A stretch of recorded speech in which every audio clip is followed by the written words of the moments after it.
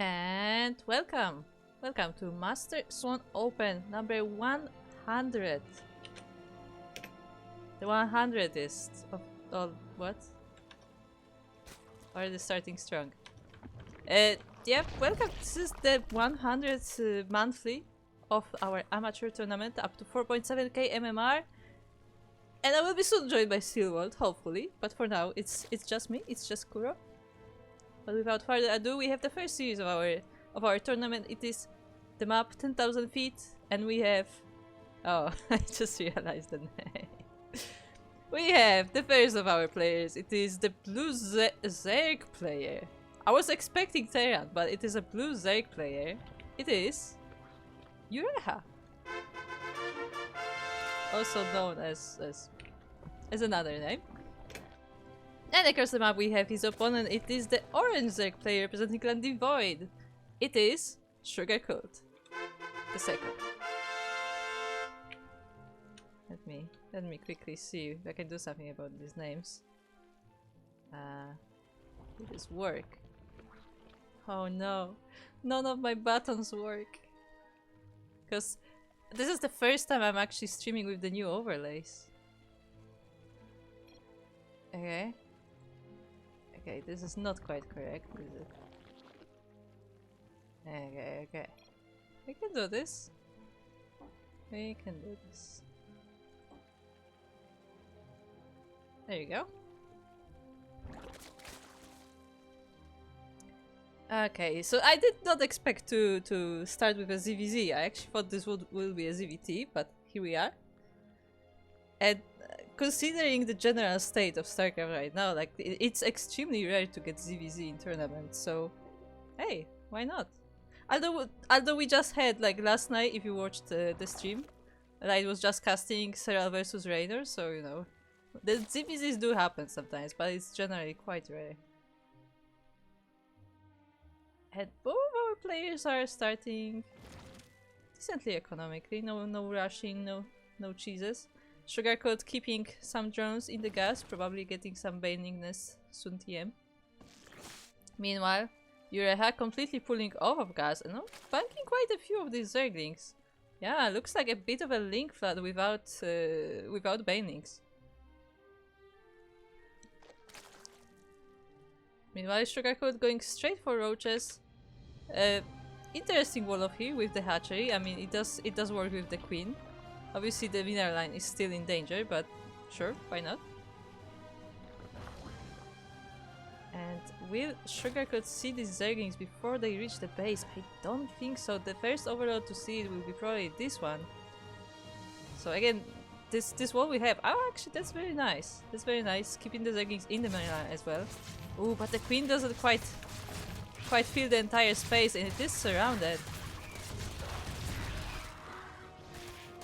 Yeah, very unfortunate there for Sugarcoat that the drones are starting to fall. Sugarcoat is making drones of his own and also blocking away this mineral line, but the Zerglings get in nonetheless. And ooh, this is a lot of losses for Sugarcoat. Yeah, the drones falling after drone. 19 workers already down, 20. The last Zerglings are trying to hold the fort, but there are completely zero workers for Sugarcoat.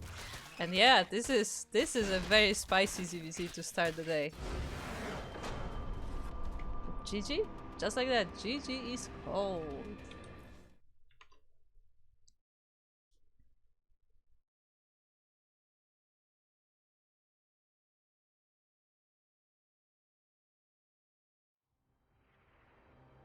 Heroic of earlier. See, I don't know if earlier is the right word for it, cause Steel is known for the pasta apps, you know? So, like, he probably was awake and maybe, like, he had pasta for lunch and, you know. No, but in all seriousness, I think he may be just unavailable. If he does like come online later on, then he will join us. But I guess for now, it's just me.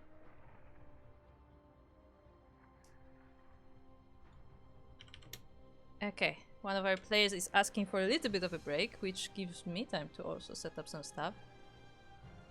But yeah, welcome to the Master Swan. We've been running this for 100 editions. Can you imagine? That's crazy. But yeah, and this is the first time I'm using the new overlay, so I've realized that quite a few things are not as they should be. And I completely forgot that I have to like change everything on my stream deck because the names of the scenes changed and everything.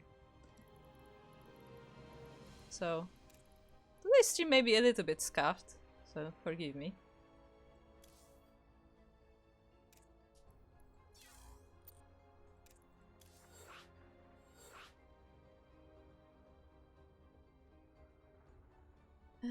What else? What else? Oh yeah, how have you been doing, chat?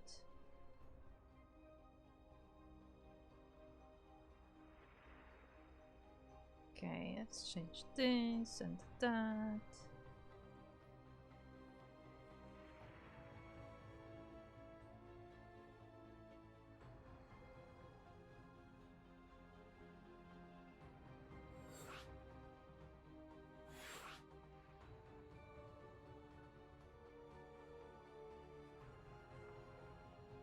Okay.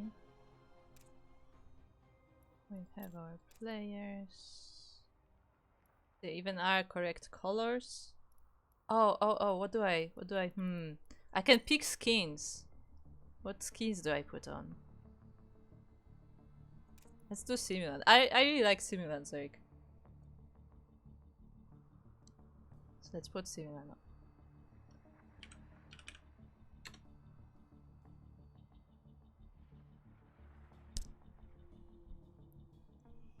Okay, but yeah, between the series, I will probably have to like fix a bunch of buttons. Unfortunate, but what can you do? But yeah, I hope you like the new overlays because that is a project that I've been working on for a bit, and only just recently I was able to finally make it go live. As you do notice, the maps that are in the intro are a little bit outdated. As I said, I've been working on this for a while, so I was using the previous map pool for the backgrounds. But hopefully I will be able to record the new background soon, so we can have that up to date. And yeah, I hope you enjoy. It's not that much of a like visual change. It's like most of the changes are for us really, where the overlays are just more modular, so it's easier for us to switch on the fly. Well, yeah, hopefully you enjoy.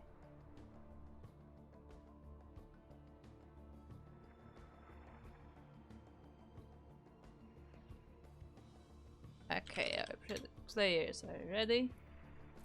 Let's go. Oh, they changed colors. God, I didn't notice. I set up the colors, I set up the lobby, and like the colors were correct, and then as I was talking, they changed colors. Oh well. It's all good. As long as they're different colors, it should be fine.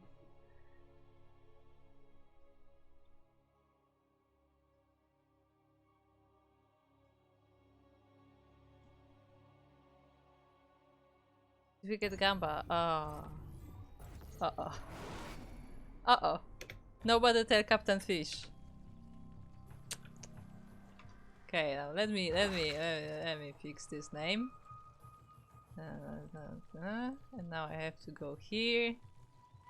It's so sad when I don't have buttons working. There you go.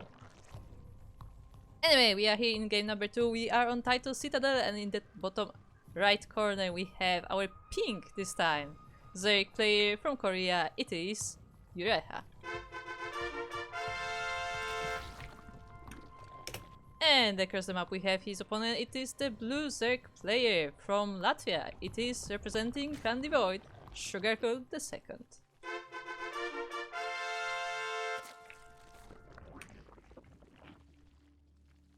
At this time, very careful.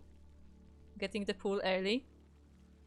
Meanwhile, you're going for gas. Oh no, sorry, going for pool first without gas, that's what I was gonna say. Actually, no, I don't think it was like a 12 pool, was it? No, it was. I think it was like 15 maybe 14. Ooh, a proxy hatch. Okay. So no breaks. Your head just going full cheese. This is the cheeses. I mean, I don't know if the cheeses, but like this is the most cheeky Zerg place possible, probably. Not only flooding Zerglings, but also putting a spine crawler right in the base of your opponent. First Zerglings are on the way. I'm honestly like checking to see if he will maybe pull the drones. Obviously there will be no speed because there is no gas whatsoever. Sugarcoat is already working on speed and pulled off the gas, but there are no Zerglings present currently.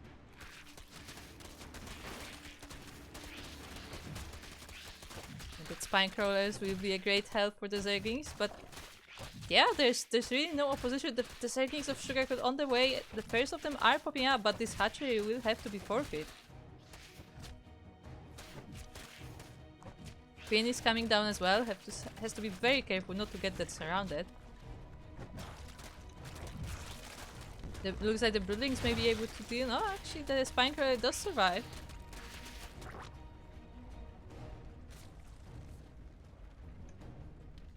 Ah, the spine crawler doesn't know what to do. Oh no. It could probably burrow in this creep, honestly. Oh, nice. Using the hatchery to get some macro, but to also like wall off this entrance and make it easier to defend. And with that, considering that speed is about to be done for Sugarcoat, I don't think Yureha can quite get into the base of Sugarcoat, but we'll be able to deny that base at the very least.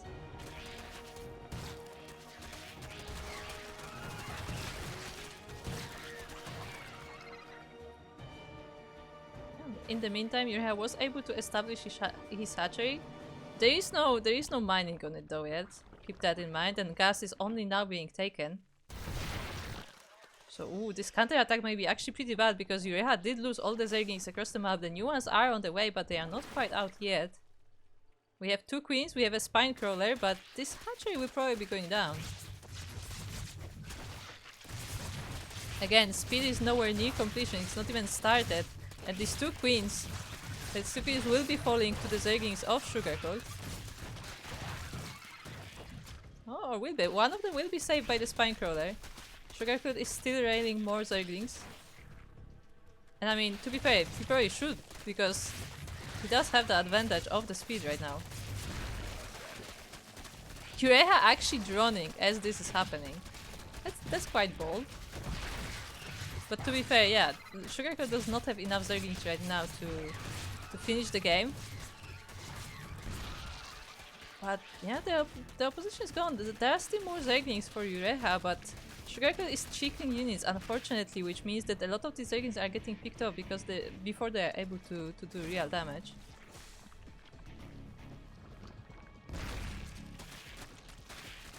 Speed has started for Yureha. Oh, but he has so many Zerglings. It's just sheer numbers. Yeah, and with the power of numbers, Yureha is able to stop this attack, and I think Sugarcoat has to at the very least regroup his forces. We have to remember he still is working on only of one base. We do have two hatcheries, so he does have the larva. He doesn't have the mining though. And Yureha is slowly starting to saturate that second base. He did have quite a few drones on the main, as he was oversaturating the main base to get the workers quicker.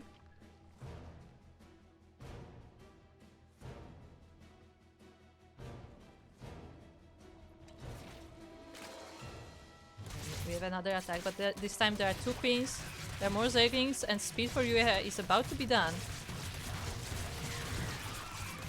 Ooh, but not before all these Zerglings will fall. The queens are trying to hold the forts, the transfusers go down, but that's not enough to save them. And now, what is Sugarcoat's move? Okay, focusing the hatchery. The Banings though. The Baningness has finished for Yureha, and the Banings will definitely be helping much more in this defense. Oh, Sugarcoat has to be so careful. Yeah, the Banings roll in. And most of the Zerglings do fall, so it looks like Yureha will hold this once again. He did lose the base though. Keep that in mind. So there is no longer a base for Ureha, and that was like a pretty good advantage for our pink player. Oh, interesting. Sugarcoat going around with these Zerglings to make sure he doesn't meet the other forces, but they will meet nonetheless over here.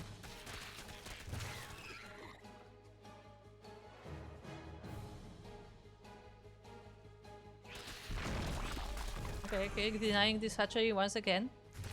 And why Sugarcoat may not have the mining, he does have the production, because he does have that macro hatch. The queen is pretty low, but it is being protected by drones. It looks like it's just enough to defend from the Zerglings. More Zerglings from Ureha are coming. The Banelings are on the way as well.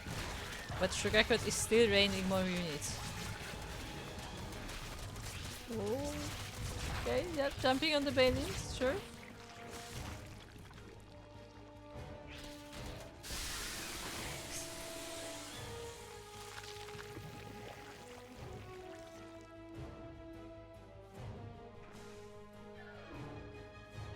And yeah, it does not look like Sugarcoat is planning to transition anytime soon, keeping the drone cat to 14, just pumping out more Zerglings. And meanwhile, Ureha is trying to get that base set up, using the Banelings to defend, droning up the base quite a bit to be able to quickly transition workers, but yeah, just those constant attacks from Sugarcoat keep resetting the state of the game. The question is how long Sugarcoat can keep this up.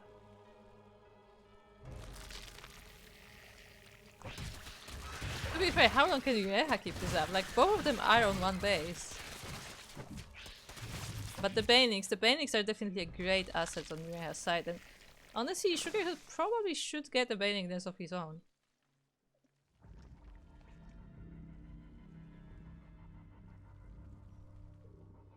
So my Captain Fish fell to disturbance first. Yeah. It's okay. Maybe that will make him come and play, you know? Another Baneling. Okay. Sugarcoat still not letting go of this attack, still sending more Zerglings. Oh, sniping this Baneling. But in the end, the Zerglings do get cleaned up. And I think Ureha has enough to defend right now. Yeah, those attacks are not working. Yeah, Ureha is getting a macro hatch of his own because he sees that establishing a natural base will be difficult right now.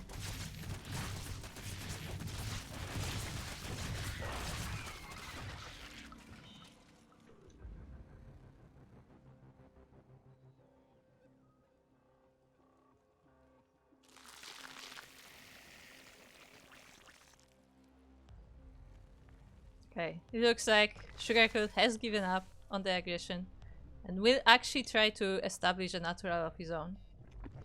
There are still more Zerglings coming from Ureha, but I mean, both of our players were just spending all of their resources on the offensive. So neither has a great economy at the moment. Oh, the Banelings. The Banelings will be very dangerous. Again, Sugarcoat does not have the Banelings of his own. One of the Banelings does survive. Oh, okay, it is being sniped. The Spine helps, but it's not able to stop the Zerglings. The Queen is being targeted, but this should be enough to save it. There is another wave coming from the pink Zerg though.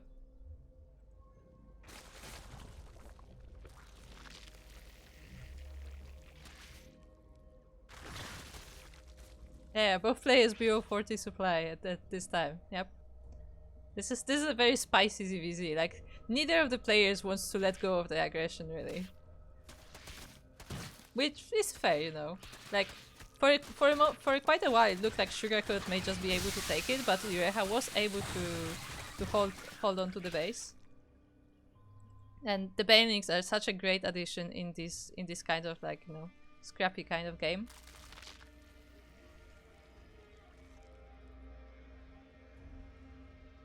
Ooh, but the Zerglings are able to pass right through. And they do get into the mineral line.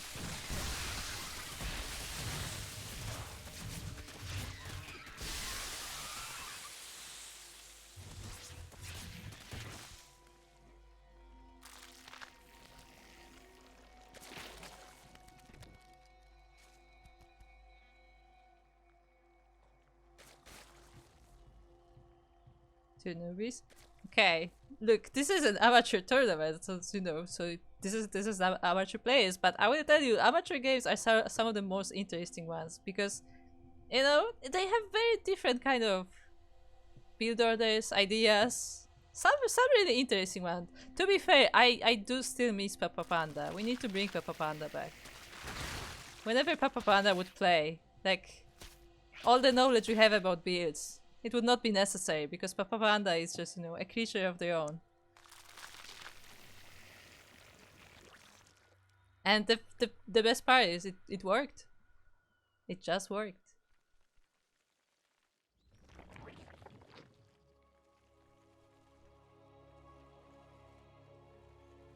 Okay, we are actually moving on. Larry coming up from Ureha. No Larry from Sugarcoat, but still getting a Roach Warren, so we will be actually transitioning into Roach Wars, it looks like. Oh, this is a solid wall, right? Yeah, a solid wall from Sugarcoat here. So nothing will be getting in or out of those bases.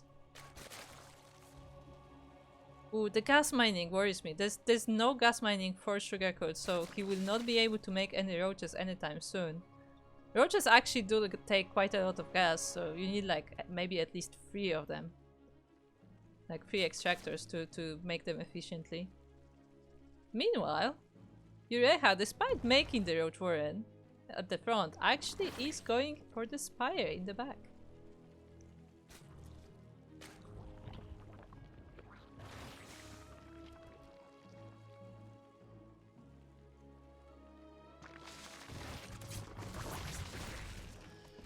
Okay. Ureha did get an eye on what is happening.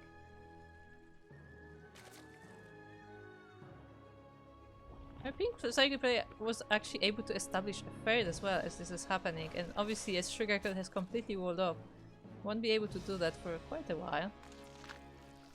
Oh, that one sneaky Baneling. His Baneling is on a mission. Ah, but it gets found out.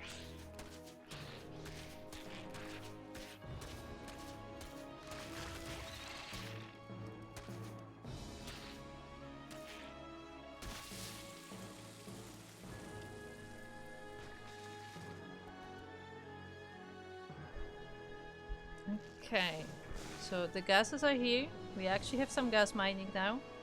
A +1 range is on the way, but still no roaches in production. Meanwhile, Ureha are the way working on the first mutas. And even getting +1 for the mutas as well. Oh, sorry, actually the first batch already finished morphing, and he's going across the map. And there is absolutely no defense here. I mean, the spores are being made now, but yeah, this is not quite fast enough. And GG is called. Ureha will be taking this series 2-0.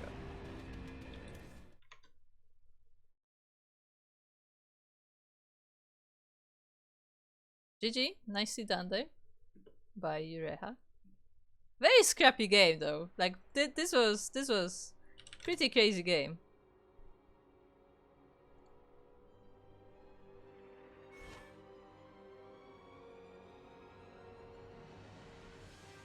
Very close. Very close as both players just would not let go, so it turned into a very crazy game very quickly.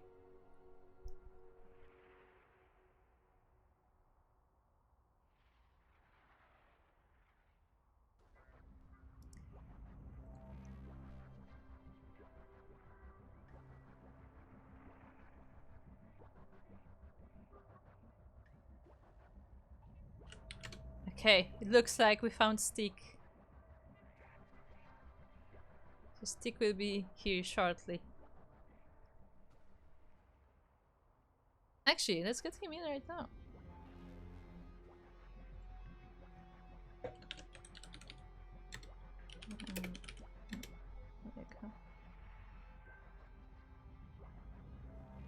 As right now, actually, let's go to the brackets. As we have a bit of time because we are still waiting for the next player. As you can see here, Ureha just beat Sugarcoat 2-0 and is currently waiting for the winner of Alfir versus Jeans. Jeans? Jean C? Jean SI 76? I just read it as Jeans. Oh well. Meanwhile, we also have Hobo Bobo defeating Supreme Being 2-0 and Boreau defeating Nakanuka 2-0. That's a fun name. Like, it's fun to say. That has to be up there with Papa Panda. Nakanuka. I like it. We also have Ziger defeating Also high. Raxus or Ragnar, formerly known as Ragnar, 2-0, and Star Knight is still fighting Blue Knight. And we also have a Steel Mode. How's it going? I don't have anything open. I don't have the brackets open. Sorry, I didn't know there was a tournament today. It was. Look, I'm sorry. We've been rescheduling these tournaments a lot this year. It's been a rough 2026 so far. I usually see it on the schedule and then it disappears. So I'm like, it kind of like. My brain just doesn't account for it anymore. Yeah, that's my bad because we have been rescheduling this a lot. It's really unfortunate because at first we couldn't like host these for other reasons, and then like once we were able to actually host the tournaments, there were other tournaments happening at the same time, so we still had to like keep rescheduling. And even now, like SDO was rescheduled to next week because there was another thing happening. It's like it just keeps happening. Yeah. It looks like Roselia is finished with Cypher and is up against Hobo Bobo. Yes. If we may want to jump on that. I mean, we also may want to just follow Ureha, right? We just finished Ureha versus Sugarcoat, and to my surprise, that was a ZVZ. Okay. Yeah, Ureha is currently waiting for Alfir and Jean SI. I usually have all the players and the names open and everything, and I do this in advance. I mean, this is a new player, so it's not gonna happen. But Stig, may I highlight to you one of the best matchups we've had in the brackets, which is Blue Knight versus Star Knight. Oh, Battle of the Knights. Yep. A night off. A duel! A duel, exactly.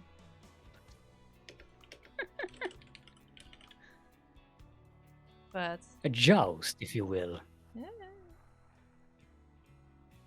And they're going up against the Beast! So they're in a night tournament to see who is the strongest one who will fight the Beast. Yes. This is all the lore. Yes. Yeah. Yes. You know, they're fighting for the honor to face the Beast.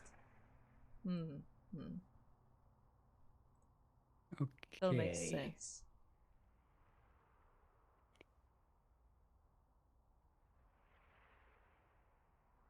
Okay, quick question, Stig. Yeah. Would you like to talk to the chat, or would you like to go to the break as we wait for the next series? Let's go to the break because I still want to set up all my. Okay. So we'll be right back. Hang on tight.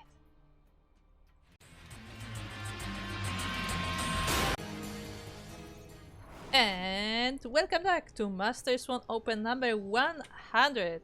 I am Kuro, I'm here with Steel Mode, and we are on White Rabbit, where in the bottom left corner we have the blue proto-spray from Ukraine. It is Alfir.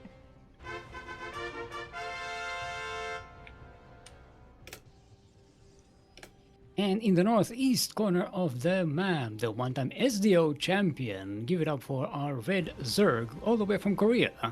It's Ureha. Or Teranshibal, if you will. Apparently. From Team Bad. I don't know if it's a team or... Wait. Or just some self-deprecation. I think it was supposed to be T Imba, and then it just became Team Bad. No, unfortunate. When you said Team Bad, I was like, wait, he wasn't on the Bad, you know? Remember, there was a clan called the Bad. Like, no, this is not the clan. I would know. You know all the clans.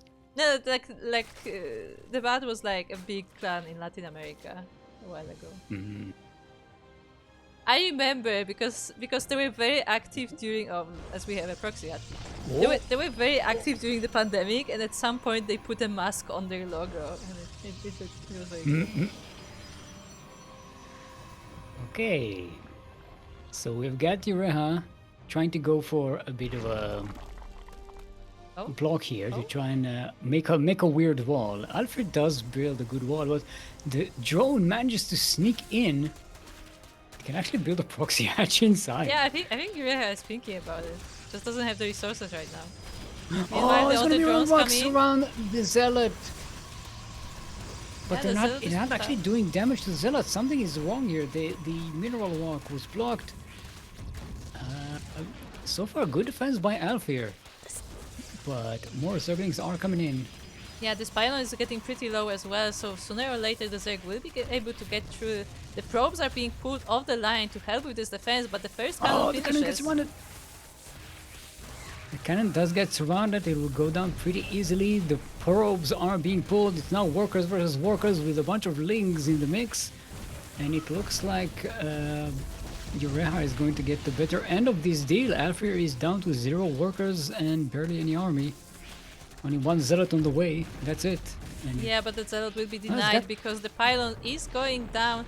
The Zerglings are in the base of the Protoss, and once again Ureha starting with a very cheesy build, very spicy. GG. That was a 3-minute game. Yep. Oh boy.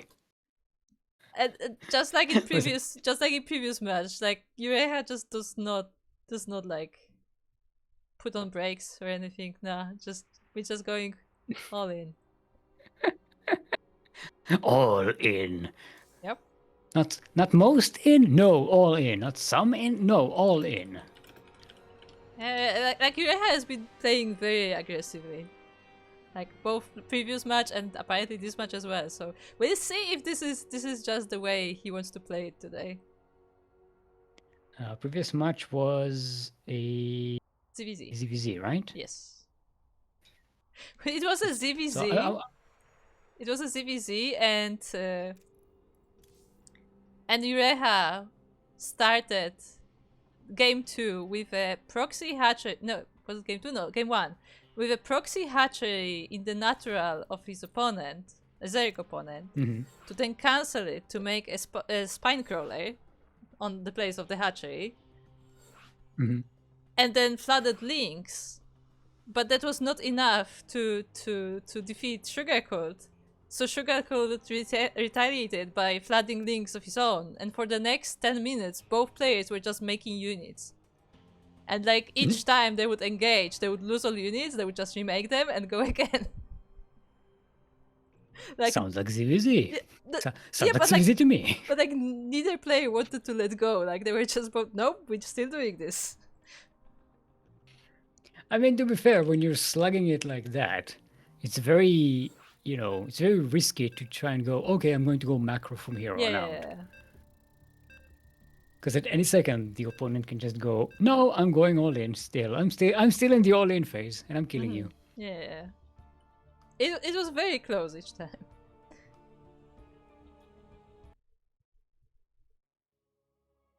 With that, we have our second map. Winter Madness.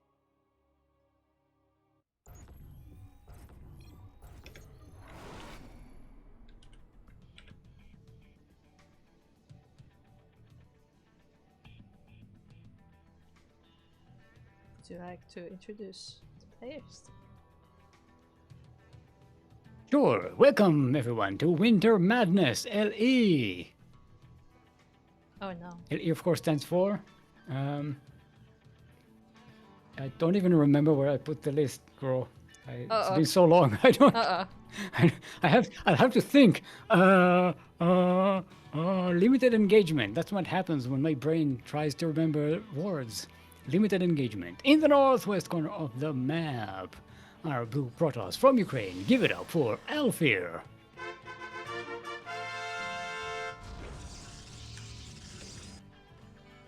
And across the map we have his opponent. It is the Red Zerg player from Korea. It is Yureha. Clearly having some opinions on Terran.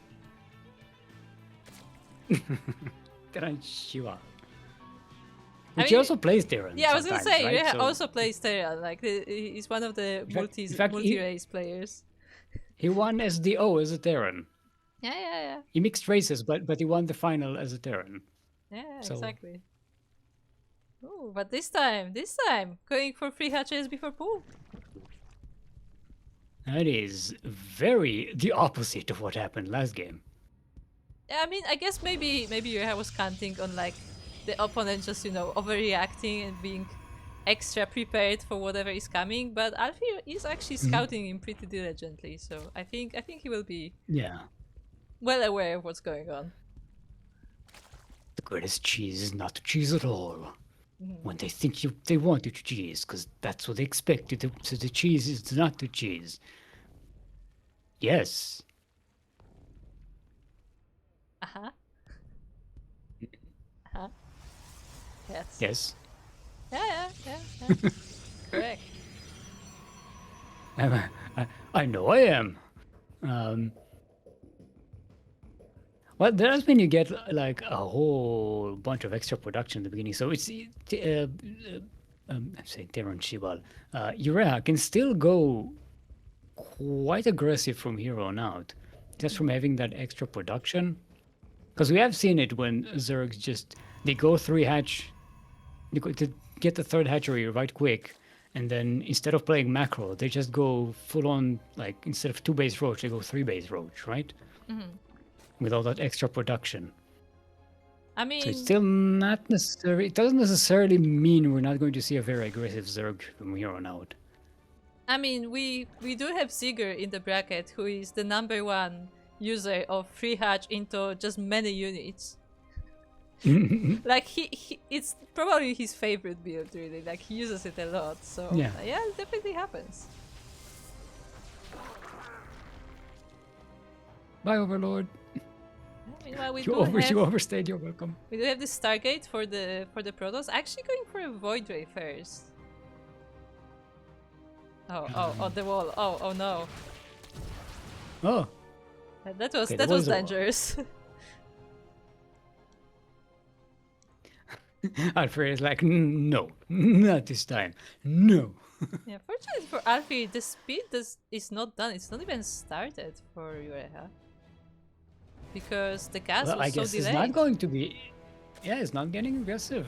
It's just droning up really hard, way ahead in workers, having that extra 3rd base. How many queens do we have? We have a healthy amount of queens here, so plenty of macro potential. Also, spores are already set up because Yureha did see that Stargate. Although Alfir did just go for a Void Ray, which is usually not the best harassment unit. Oh. Forget the Stargates. Gateways are your problem. And there's a robo as well. Stargate was a bait, really. But is that robotics facility is blocked, right? Yeah. Yeah, it's just Yeah. it can only make flying units. I mean, I think you can fit a unit between this and Twilight Council, but it's not going out. Maybe. What does happen if you make a ground unit from a blocked building? I think it's like completes, like it goes to 100% and then it just doesn't pop out. I think that's what happens. Depending on the I've ever setup. seen that. Depending on the setup, because if the wall is not thick enough, it will like just pop out on the other side maybe. But I think it will just go to 100%, just not come out. I think. Even Yaku never managed to do that. Yeah, even Yaku doesn't. That's how rare it is. And Yaku can be very creative at blocking his own units from coming out. Yeah, okay. You will find a way. Phoenix are getting prepared for this attack. We have mostly Zealots here, so Phoenix may be able to do well. They do have charge, but no other upgrades, but some still pretty good. The Banes! Oh, they charge right on top of the Banes. That is very unfortunate. A lot of Zealots died there. There's still a lot more left, but I think Ureha has more than enough to deal with that, with the Spines and the Queens and all those Zerglings, but the Zerglings are staying back, so... You know, The Zerglings are all trying to attack this one Zealot for some reason. Yeah, but the attack was defended. GG is called. Yeah. Ureha will be taking this series with a quick 2-0 once again. It was 27 Zealots died there. Oof, that's a lot of Zealots. Oof.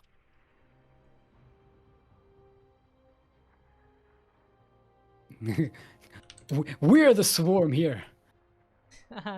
I mean, clearly Zerg was more swarmy this us? time, as the Zerglings just run in, and yeah, we're able to completely defend this attack. But ooh, it looks like Ureha already has an opponent. Ooh. And oh, the both KR, right? Yes, I believe so.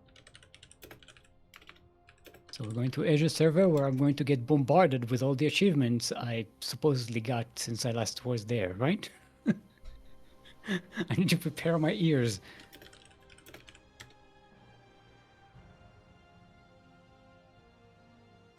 I do believe Roselia. Yeah, let me just. Roselia versus Ureha. Okay.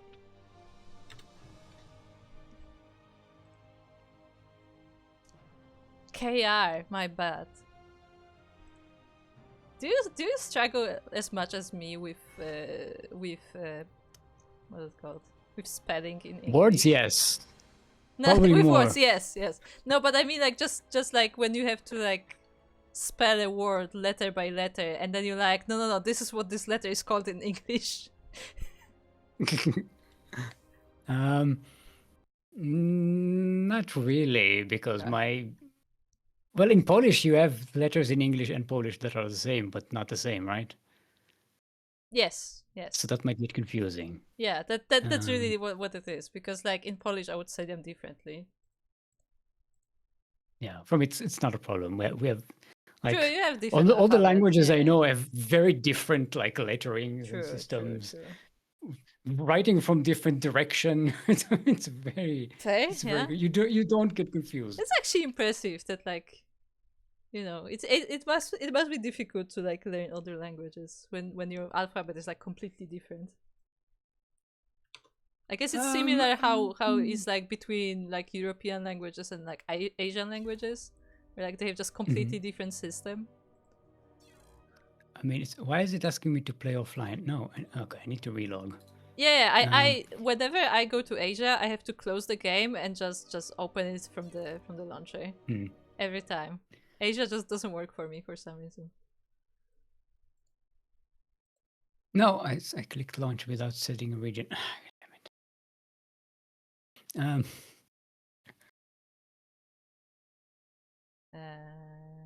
Okay, I got Roselia.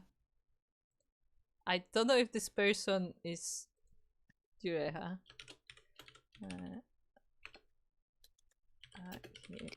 It depends on the writing system. Like Korean writing is very easy to learn. True.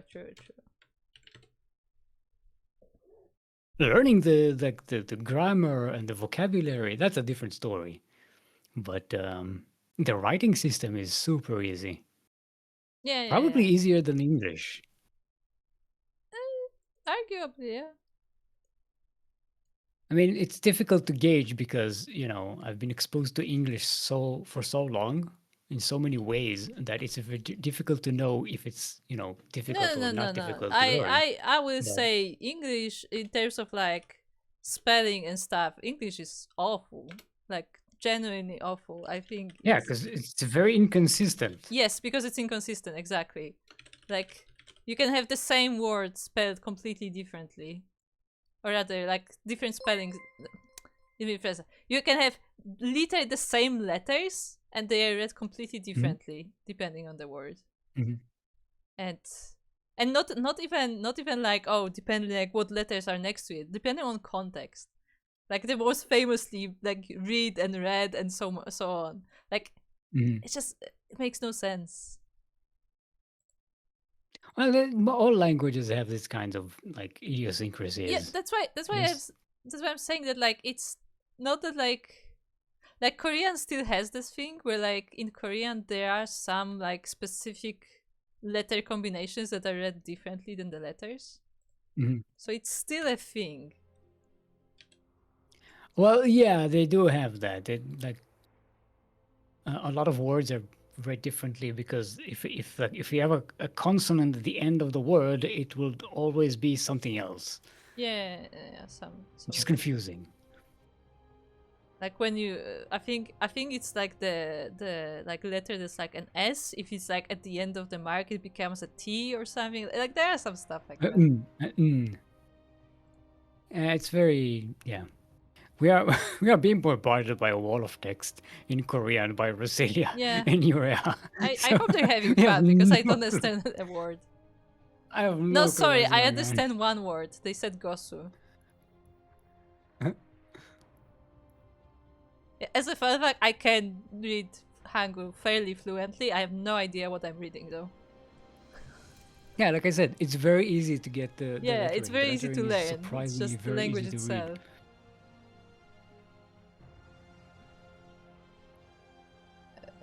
Okay, it's. I know. Yeah. Yeah, I think Roselia was complimenting Ureha on their MMR question mark. So they said the 4.4. Oh gosh, so something I don't know. Ooh, shout out to Luis. Hello, Thank you for that raid. welcome. Okay, Is it our Luis players are ready. GGG or Luis GGG? Our players are ready. Let's go. Hold on, I tapped in the wrong chat. I don't care. We're going. I'm gonna start predictions. Maybe Captain Fish will feel the disturbance in the force again. I didn't even think about predictions. I'm just glad to be here. No, the chat thinks about predictions, let me tell you. The chat knows. Even when I'm in chat, I don't know. I don't care. I am not a gambling man. I can't gamble because it's not available in Polish. In Poland.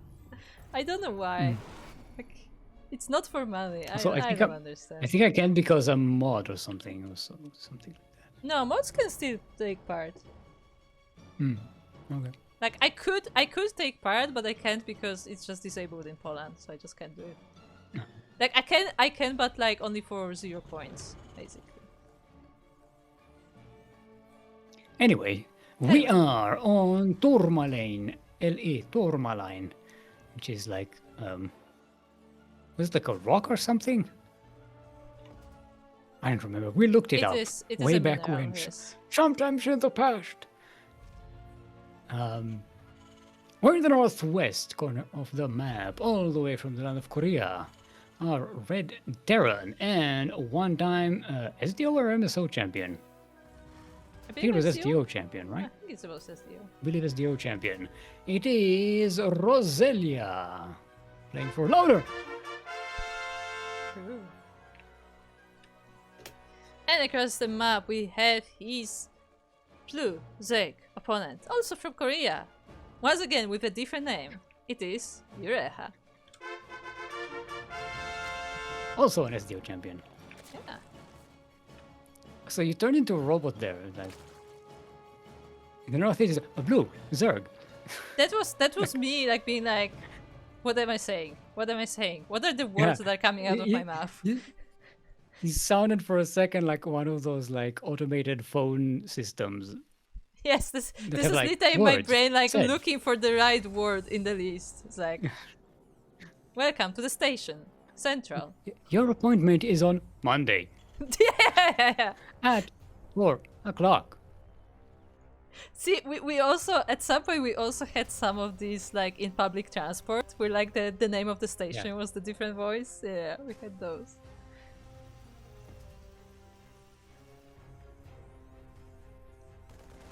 It was so funny every time. Like, the accent was just so wrong on everything.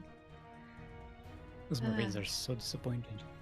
They were so eager. They were like, we're gonna have Overlord barbecue, but no.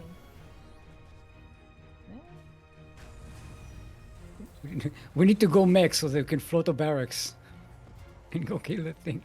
Well, there is a factory on the way. Meanwhile, Yureha, Only going for one big factory? roaches. Oh, talk about going mech. That's not exactly an equivalent. Going roaches. Let's go. Oh, gonna get. Oh, I actually saved it inside of the CC. Nice. yeah.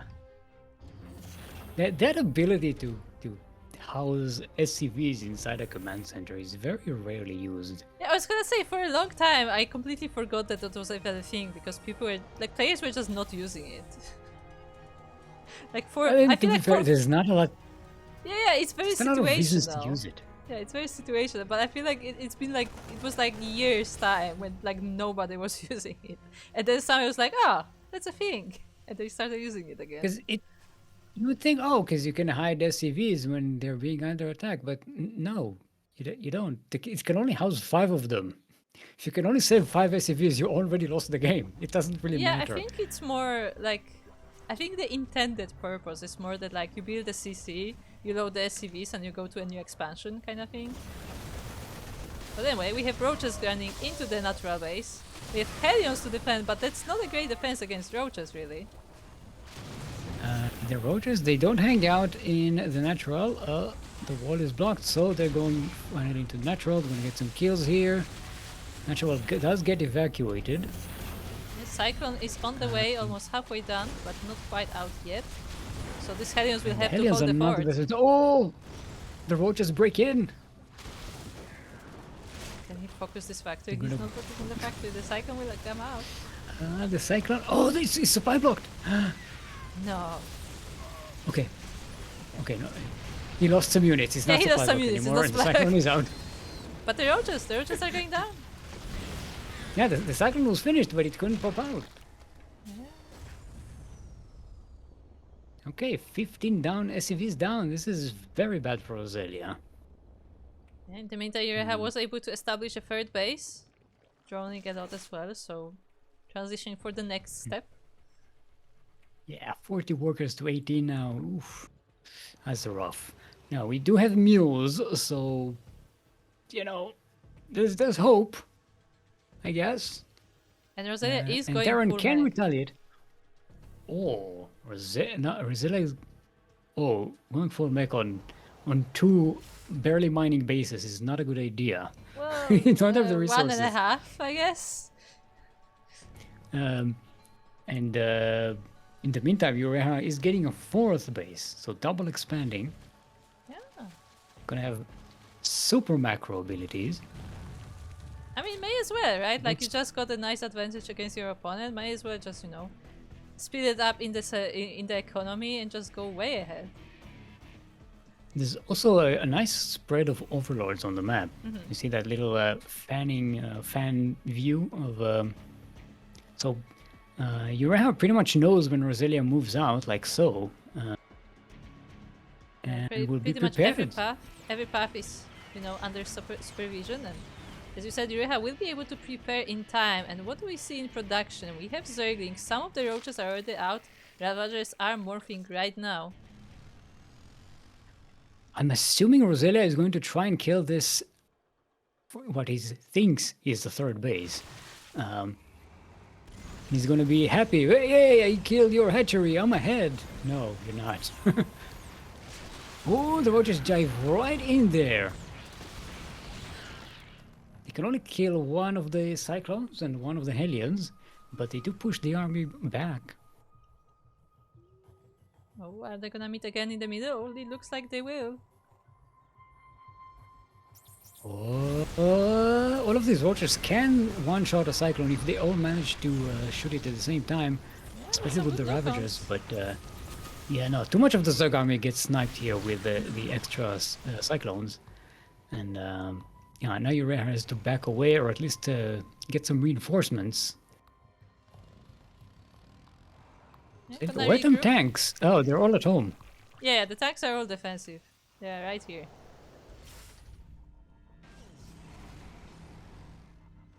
So this is a strong position for Roselia to defend. However, if you look at the army supply and the worker supply, Urea is just so far ahead. All Urea really needs to do is keep Roselia on 2 bases and he'll be fine. Yeah, he will be able to run away with that advantage, but he decides to attack nonetheless. Oh, okay, getting one of the tanks. Does manage to snap a tank. Yeah, that's pretty nice, but the rest of the army is here. Yeah, and Roselia can kite this forever, and you know, Urea can just reinforce forever. And now, there we go. GG's called. Urea breaks in. Yeah, in the end, the Roach army was superior. Like, Urea just simply had the numbers, and even though Urea was losing a lot of units just running into the tanks, but in the end, it was only 3 tanks versus an entire army of Roaches. So just by sheer numbers, was able to overpower it. And again, so even if he loses those units, Urea is in a position where he can reinforce them. He can replace them. Roselia cannot. Yeah, that's the thing, that like because of the economical advantage like early on, like Urea was just able to make a bigger army simply by having the resources that Roselia did not. Okay, let's see what the next map is going to be. White Rabbit is the choice. I'll be honest, I don't remember any of the maps. I completely forgot all about them. When was the last time we even casted a map? Yeah, I was gonna say December. Oof. Like the entire January was without amateur tournaments, and then most of February as well because schedules. That's rough.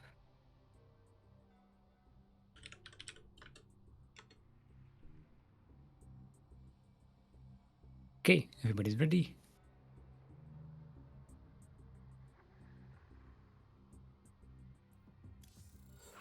I'm not ready. Oop. Beep. I'm drinking my tea, Earl Grey cold. Happy Saturday, squad. Hello, everybody. Well, happy Saturday, everybody. It is in fact a Saturday. I know, because we're casting Master Swan Open. True. That's how you know. Which may have been a surprise to me, but the fact that it was Saturday was not a surprise to me.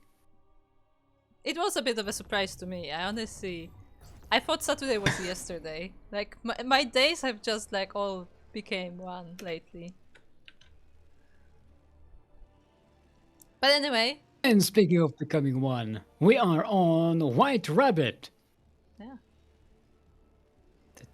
Unrelated segue in the southwest corner of the map. Because you know it's like all days become, because it's all a simulation in the Matrix and stuff. You know, yada yada.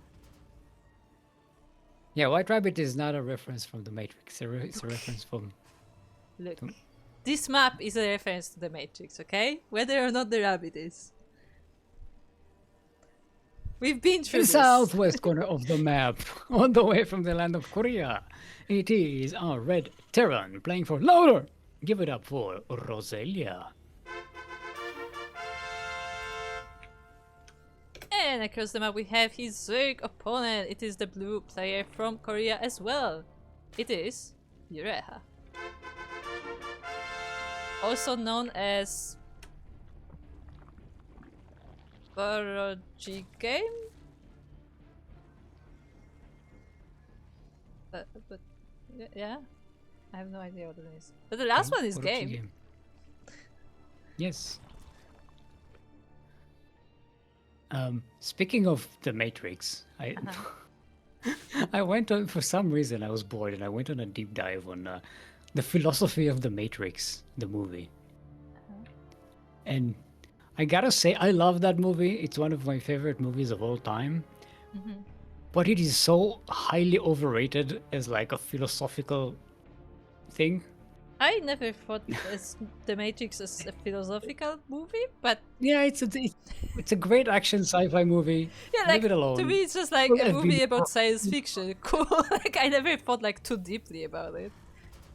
Yeah, and don't need to. There's nothing to think about. But people have been trying really hard to make it like this Really? deep philosophical thing. And I'm like, this is nonsense. I mean, It's just a bunch of references.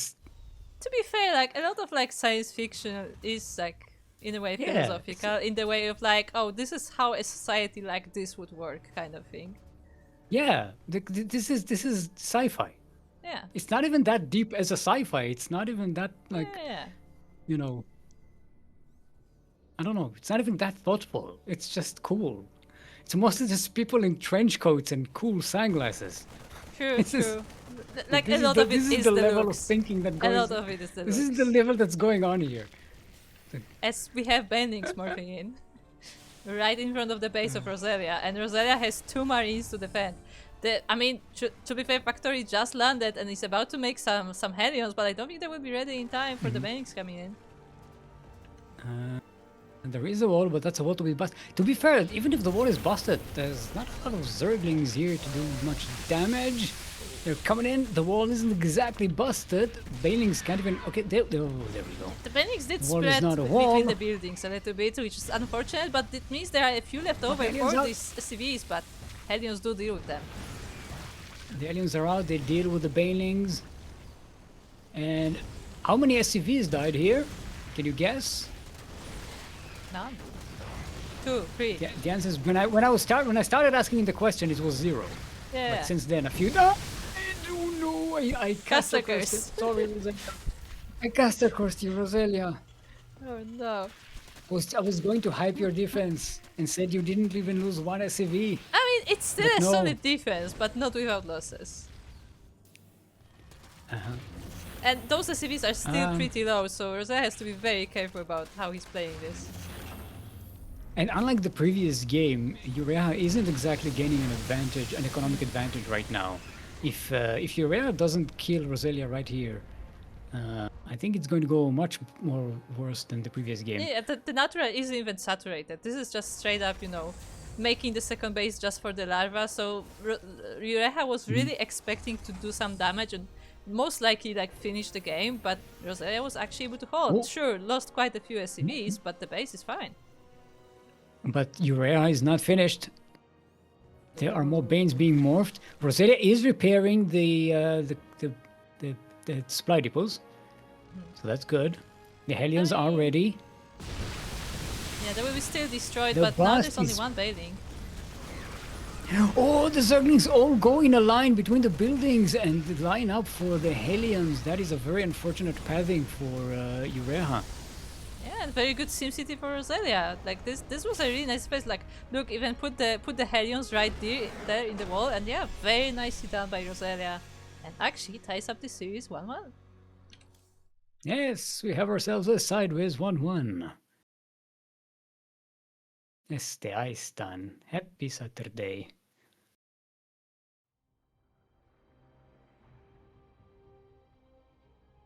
Too much SC2? There's no such thing as too much SC2. Actually, there is, I know. I remember that time I couldn't even watch anymore because there was so much. Uh-huh. Uh-huh. I don't think I ever get bored of SC2, but I just like most of 99% of the time when I have like a StarCraft stream or something playing, I'm not even able to watch it because I'm doing something else at the same time. Mhm. It's really unfortunate. I think to me it was one of the WCSs or something where it was like 3 days of like 12 hours. No, yeah. That's Cast. not made And for I was just watching like like, the whole okay. thing. It's like, that's too much. And I watched it all, and I was like, okay, I don't need to watch StarCraft ever again. I'm good. Nice. I've watched it all. Watch all the StarCraft. It's finished. I've watched all the StarCraft.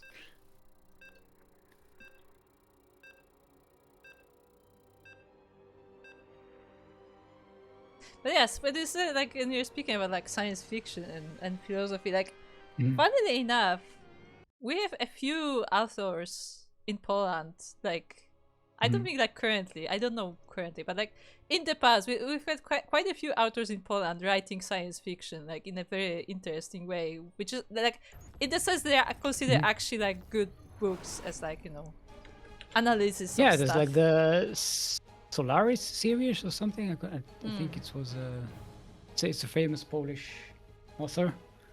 I think it's called Solaris. There Don't was one remember. called Solaris, I'm pretty sure.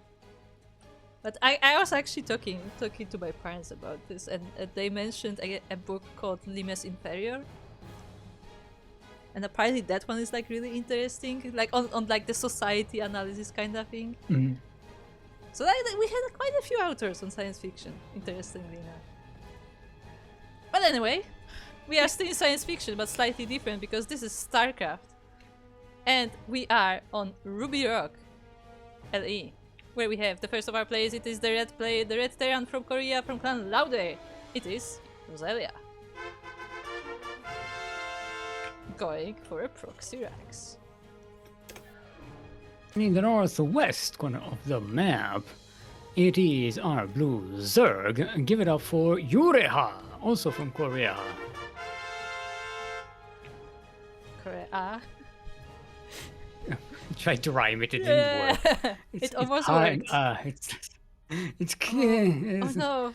Oh no! only mumble rappers Yureha- can rhyme these things. Yureha is going for a hatch first. there is a pool No, already. it's not hatch first, but But he's sending the Zerglings across the map, and there's a free Rax right on his doorstep. Well then. And the good part is that Roselia's wall is not finished, so the Zerglings will be able to get right in and like completely destroy the economy, but whatever marines Roselia can make now will be just, you know, having a free reign of the Zerg base. oh, he's going for a bunker rush. That's not been spotted yet, I don't think, but now it Oh, will it be. is. It is now. Yeah. Now it is spotted. Urea is in a position to actually respond to this while doing some damage across the map. Only killed one SCV so far, though.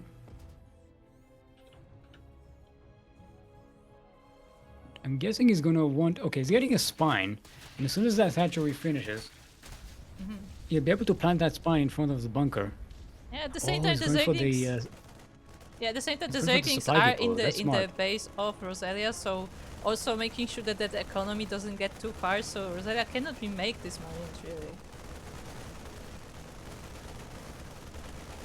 Yeah, no, there's too many marines, especially with a bunker, to go and do something. Yeah, Urea has to give up this hatchery. Maybe time an attack with the broodlings, but right now I think Urea is concentrating more on doing damage across the map and punishing this, rather than trying to break the siege. I mean, that's the play, no, right? oh, Like, Ureha is setting up the defense on the high ground, so it will be difficult for Roselia to go up. Meanwhile, Roselia's economy is just completely gone. And he's leapfrogging these spines ahead with the creep spread.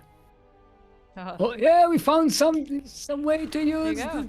the command center.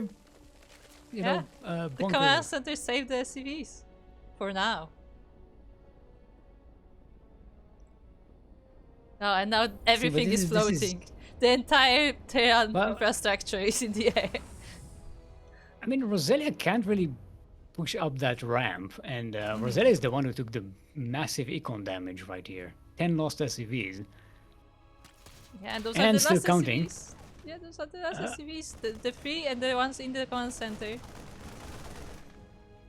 Oh, I thought that was one SCV that came out of the command Yeah, center. it's just split into 5. Oh, we had a word for that. What was the word we came up for that?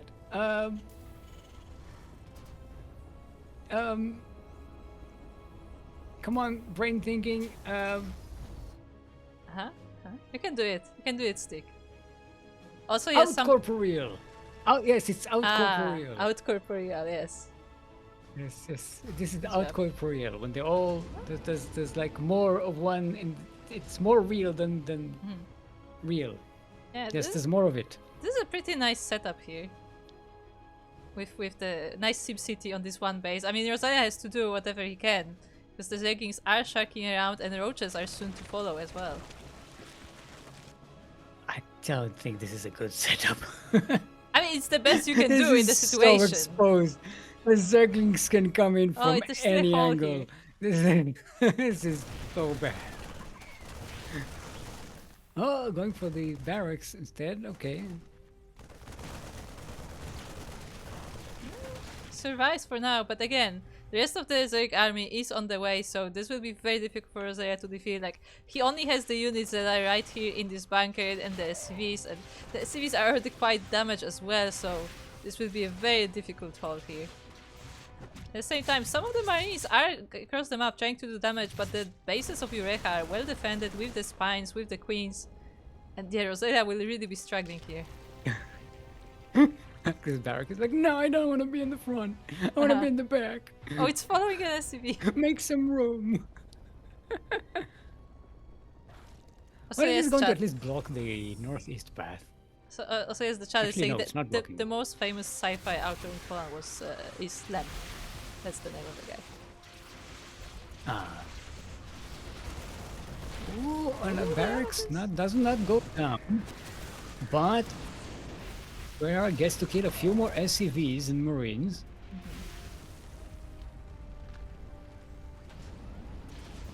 Oh, the barracks will go down though.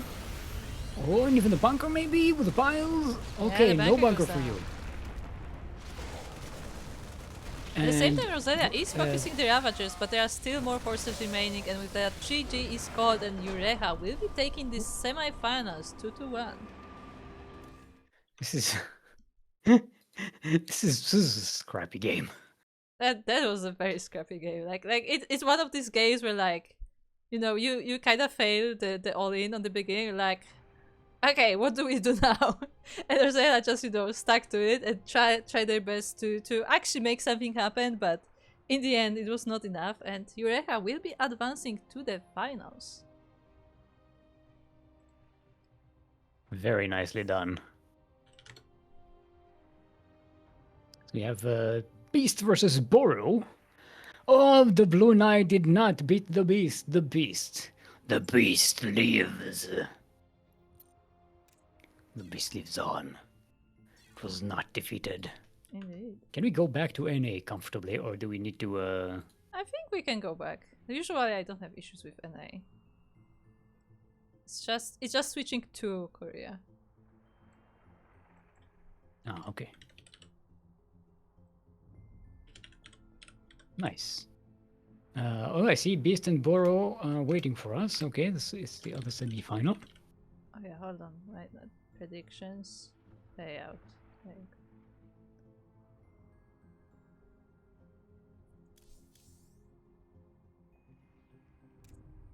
Party. Party. Party.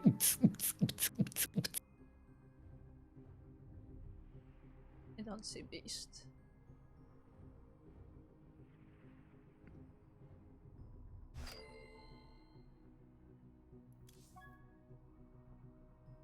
Ah, there he is.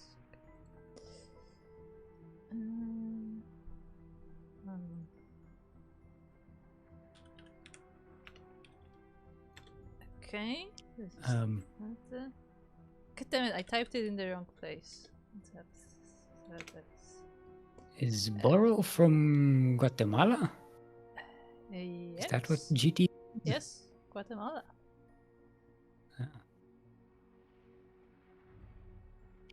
I was thought Guatemala, and I was like, what could it possibly be? And I was like, what are other like names of countries that starts with G?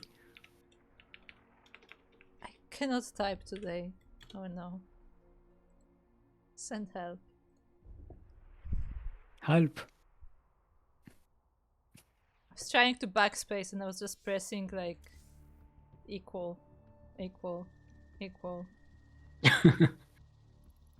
Yes, equal. Equal what? And we are so going on east. Float buildings or float resources? What is worst? Resources. Because there is a reason to float buildings. So there might be, good reason to float buildings. Yeah, I was gonna But say, floating like, resources is generally considered always bad.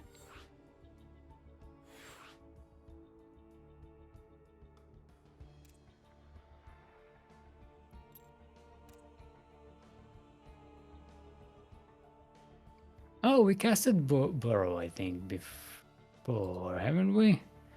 My memory is not. I think so. I think so because we were discussing about yeah, how to in pronounce his name. Yeah, in MSO 98. Which is all the way back in the year 2025.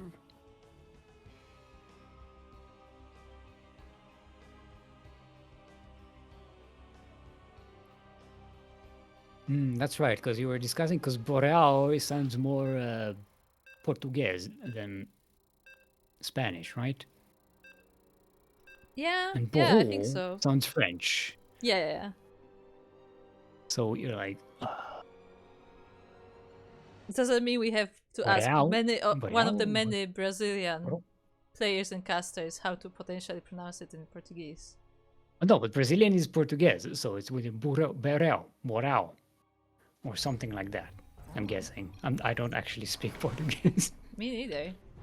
Although, by osmosis, by just like spending time with a lot of Brazilians, like in various tournaments, I have like learned some of their pronunciation, just the sound of the language. Yeah. No, the pronunciation of the language is really interesting. It is really interesting because I think it's kind of like connecting, like the pronunciation is kind of like connecting Spanish and I want to say French almost. Yeah. To me, it's more. There's a little bit of Russian in there as well. Yeah, sure. It's Some, just some yeah, syllables sound very, very like Cyrillic maybe. in nature. And there's something else mixed in. There's another language mixed in. But yeah, Scottish. No. But like they have this very like. It's not hard pronunciation, but like just a lot of. Yeah, I don't know. Like it's almost like you mixed like some like Czech or something. And speaking of mixing Czech, we are on Tourmaline. We're in the Tourmaline. northeast corner of the map. I died. The segue. All the way from the land of Austria, it is our blue Protoss, representing Vanguard and current reigning MSO champion. Give it up for the Beast.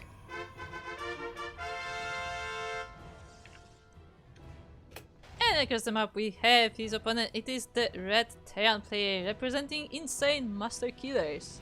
It is Boreau. Or Boreau. Or we don't know. I was waiting for you. To correct yourself some way. I still think it's Boreau. Sorry. There's no way you can commit to a pronunciation. No, I'm too considerate. I'm sorry. Yeah, you are the butcher of names. It's in your am. nature. Oh, so what you're saying is I can just say whatever I want. Okay, so it is Boreau. Yes. Okay. Yes. Okay. Boreau. I do think Boreau sounds nice though. It doesn't sound like any other word to me. It doesn't have to. It's a name.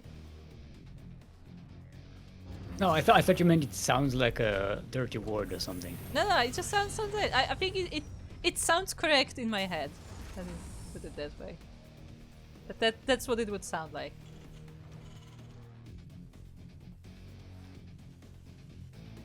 I do like the Brazilian pronunciation though. Boreau. Okay. Let's go with that. That's the one that sounds the best, and that's the right answer, right? Yeah. Whatever is the coolest. Still the Oh. biggest thing I have, like especially when casting in English, it's between Eliza and Elazar. Oh, come on. It's Eliezer. Elazar, what do you mean? That's not what the letters say. And the No, thing is, in English you don't. In English you can't pronounce those e's like that. I know, but the Becomes problem A. is, that like he's not English, he's Polish. But I don't actually know how he pronounces his own name, so I don't know. You need to get him to say his own name like a demon or something.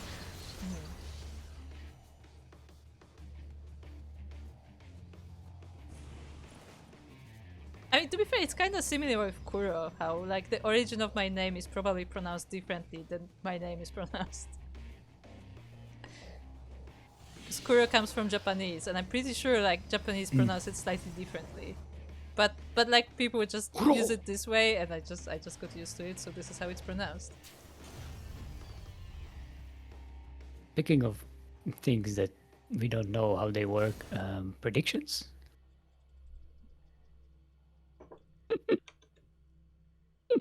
Thank you, Slow Joe in Look chat. at this. Look at this. I can look at this.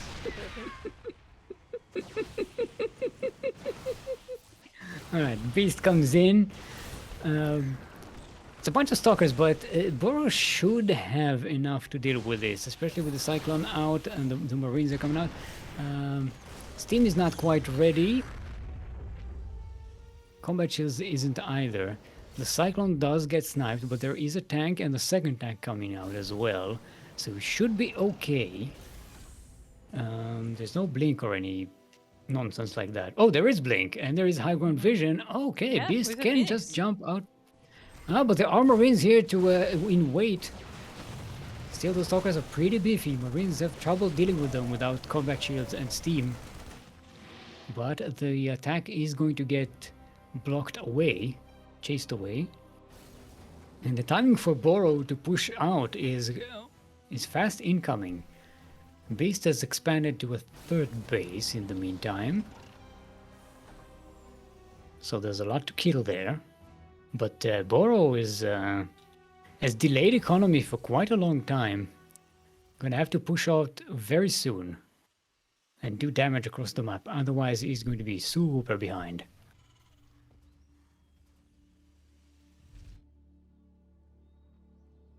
Shout out to Urea in chat, waiting. Yeah. Watching the potential next opponent, as one of these players will be playing Ureha in the finals. Which would you prefer, Urea? Terran or Protoss? I'm guessing Terran Shibal gives us the answer, right? Yeah, I was gonna say. I mean, I still don't know what that name implies again, because Ureha does play Terran.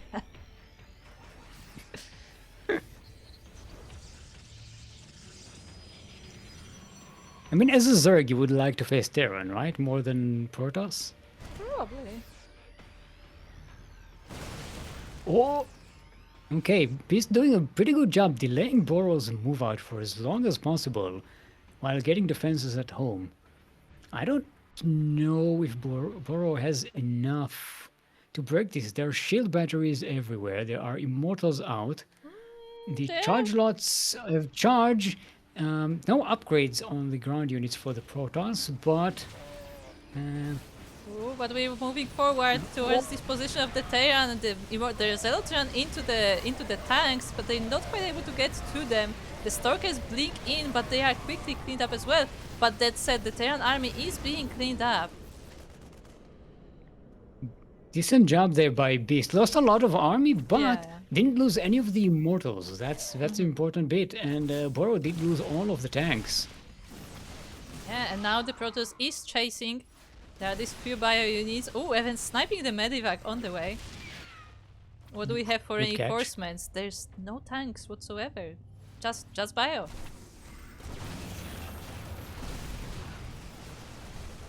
And +1 weapon and armor is about to finish for Beast as well, so these units are going to be even beefier. A storm coming, but I don't think it's even going to come into play. This looks almost over. Yeah, the civvies are being pulled off the line. The production is not quite enough here to stop the Protoss, I don't think. The factory is not making anything. GG is called, and with that, Beast will be taking game number 1. Boreau defended pretty well at the beginning, but yeah, the retaliation was maybe a little too slow. Beast is like nearly messed it up.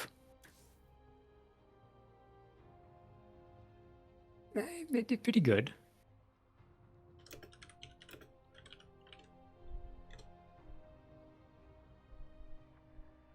Okay, let's see what the next map is going to be. Great pack, thanks you for your service. Yeah, thanks, Shaf. Thanks, Shaf.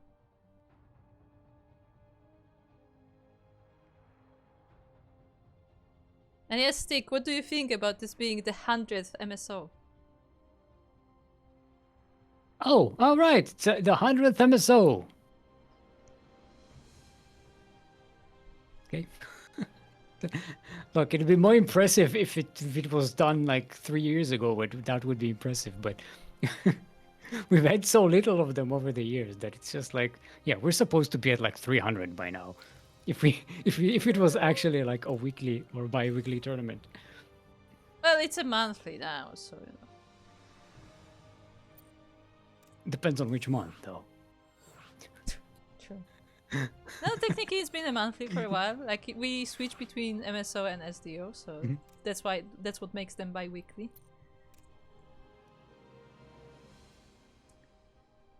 Okay, Celestial Enclave.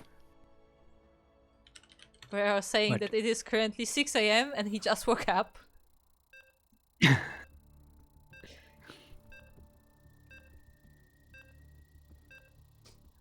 Yeah, that's the curse of NA with our tournaments. Yeah, it's like, please early. be nice to me. It's 6 AM. Please be gentle.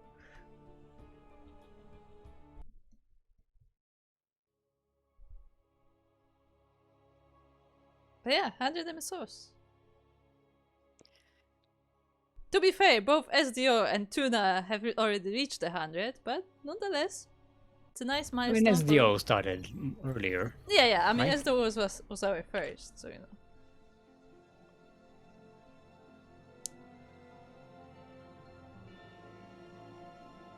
Anyway, speaking of our first, we are on Celestial Enclave for the first time today, I think. Yes. I wasn't here with the first years. In the southwest corner of the map, all the way from the land of Austria, playing for Vanguard, the current reigning MSO champion is our Blue Portals Beast. Oh, look at this. They have a nice logo with the sword and stuff. And across the map, it is his opponent. It is the Red Terran player from Guatemala. It is representing Insane Master Killers, Boreau.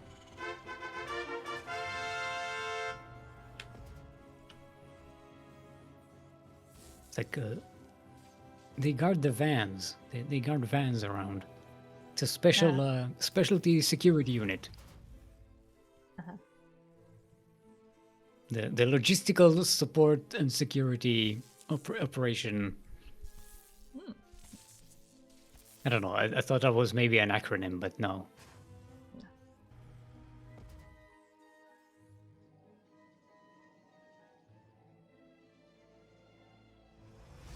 That's all I have to say about that. Oh, we have a probe actually sneaking around. Oh.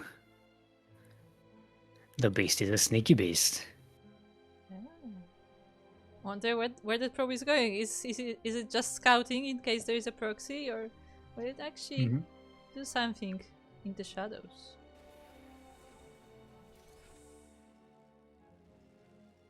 We do have Marauders coming out quite quickly for Boreau. Yeah, that's very interesting. Also, it's interesting that he didn't actually put the racks in the wall either. They're going for the CC. Maybe maybe was expecting some kind of sneaky pylon from the ninja base, from the back base.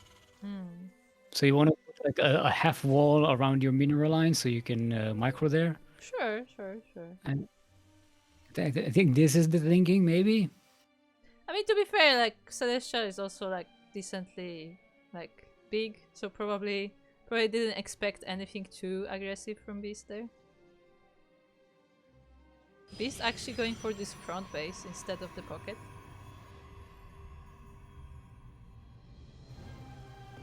Well, the pocket doesn't give you as much gas, right? You kind of want those gases up and running.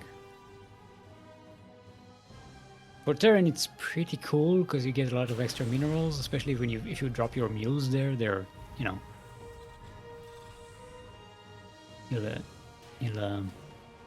you get less interference in the main base mining. Get like a nice little boost of mineral income, and the gases aren't as. He's trying to get through, Yes. but you cannot. Stalkers, they've never learned. You can't get in here. There's a bunch of crystals on the ground. You can't pass. You shall not pass. See, this entrance is stuff only, okay? Step only. You need to put a Moopy bouncer. I mean, I'm sure we can get that Moopy arranged. I'm bouncers pretty there. sure this is a patches map. I'm pretty sure we can arrange a Moopy bouncer. Or, you know, you put a Moopy there that's waving his hand like, go in, come on in. We should tell Patches that his next map should include a Moopy bouncer.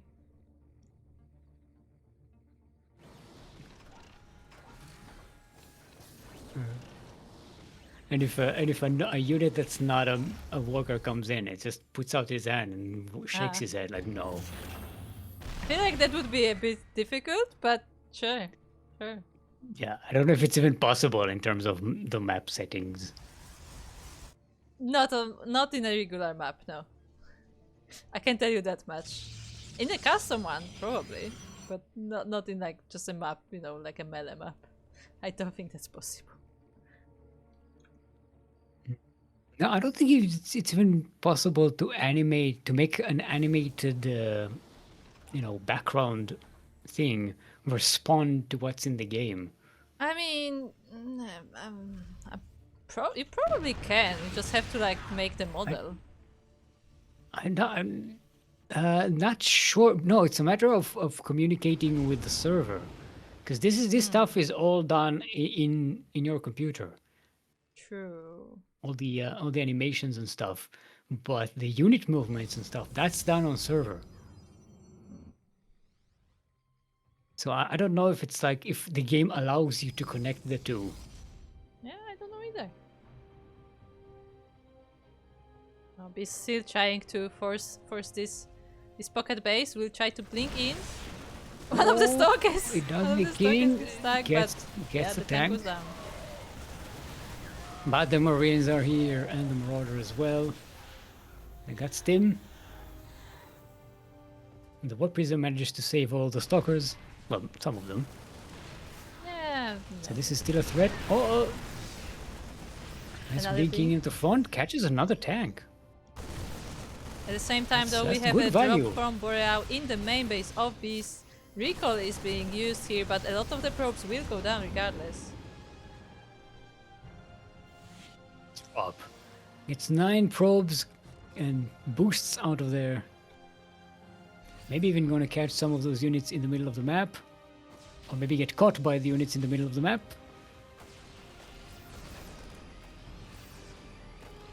We cast out Observer. Brup, there we go. That's already a great catch. Yeah, definitely. Reducing the vision of the Protoss is definitely nice. Oh, the medevac is pretty low, but it's still usable.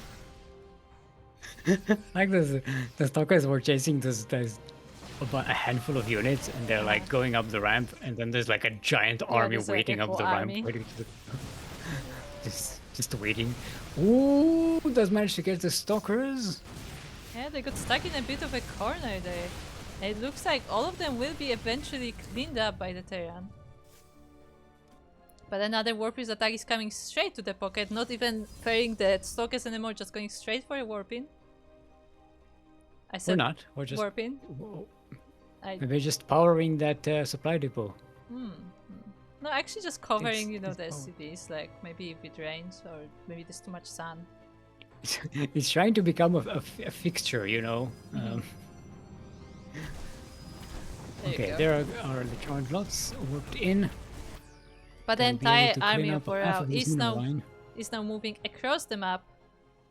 And what do we have for defense? We have a few Immortals, we have some Zealots, no Stalkers here, surprisingly. Oh. Boreau evacuated the workers through the bridge. Oh, that's nice. Actually, bringing all of the boys. Yeah, is going all in. And he does have the much bigger army. And he kills the robotics facility, depowers some of these gateways, clears out the second base here. Yeah, at the same Here's the time, third Zealots are steel in the mine. base, but there are reinforcements there.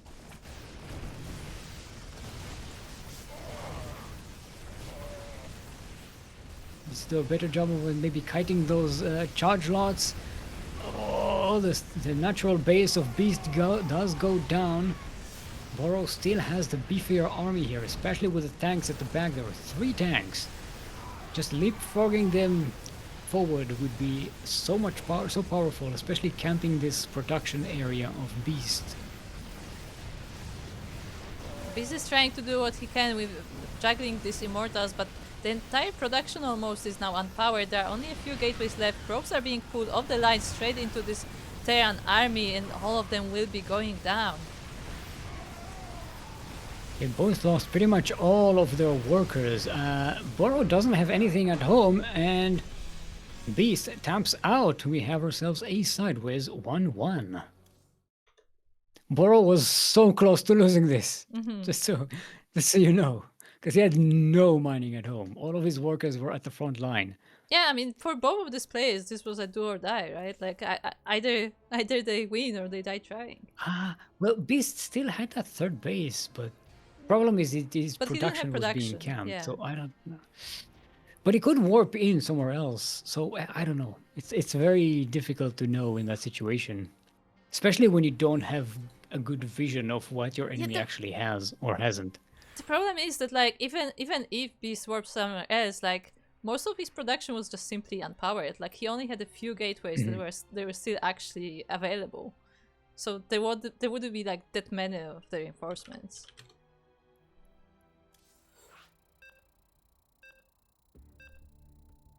Good job there by Boreau. That push was very good. Boreau is very happy with that win. I never imagined winning one in my life versus you. Why not? Yeah, why not? That was very good. That was very competent. Yeah. Boreau held the early game annoyances at the pocket base. Gave a great retaliation. Yeah. Great drop. Nice That game. drop Very was very nice game valuable. there.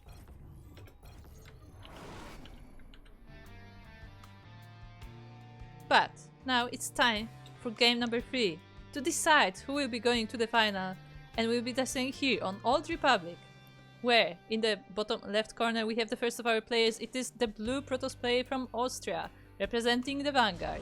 It is Beast.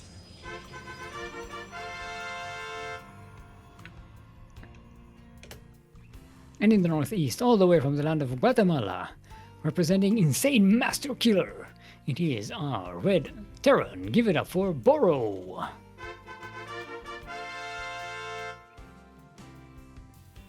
I like how we both Insane just... Master Killer is killing Beast, get it? I like how we The both knights just couldn't- decided on the pronunciation and we just roll with it.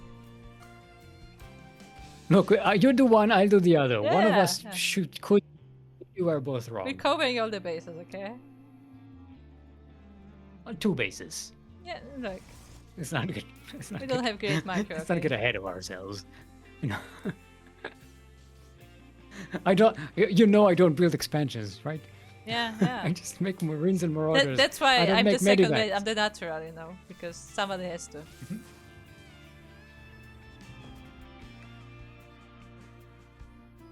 I'm what I call a baboon Terran. Oh my god. So baboons with machine guns. That's what I make. Uh-huh.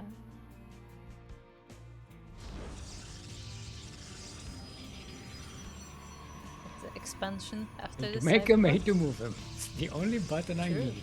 True. It's like, what an immortal quote. Yeah. I'm surprised. Like that was one of those things that like I think Yaku just said on the fly. It was just so accurate. Need to make him, hate to move him. It's the only button I need. I think that was one of the very first like quotable Yes. quotes from. Yeah, that's one of From the our very first castings. things. No, and Boreau actually going for Meg this time. Making it happen.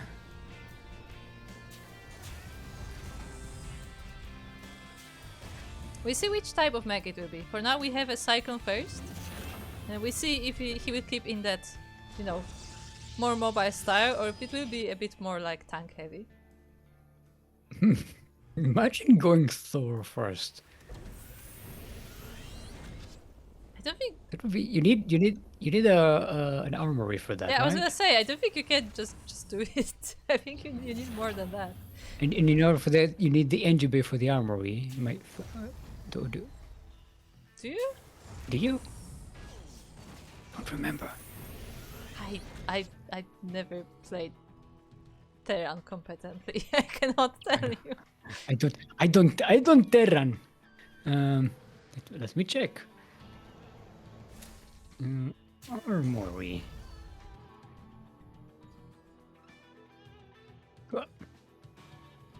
The armory. Uh-huh. Development. No, I don't want the history. I just want to know the stats.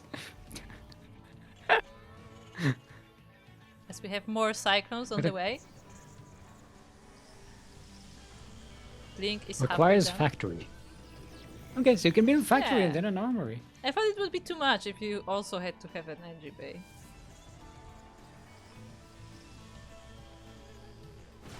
Wait, no, it says allows Goliath and Valkyrie. I think I'm in StarCraft 1. Oh no. What the? Ah. Sorry, Maybe in I campaign. forgot. Maybe in campaign you can make Goliath probably. I did write StarCraft 2 Oh, true. in the search. In my defense. Oh, but the Cyclones are kiting the Protoss units over the third base. But it's only 2 of them, so now 1. So they're not able to put the Protoss in actual danger. And yeah, we actually are going tanks after that. So it'll be a Cyclone tank.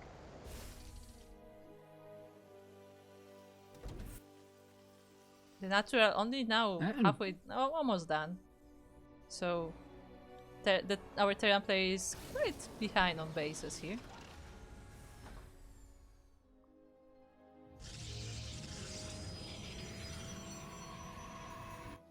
What the hell am I even there? Where are all the Wikipedia pages for this stuff?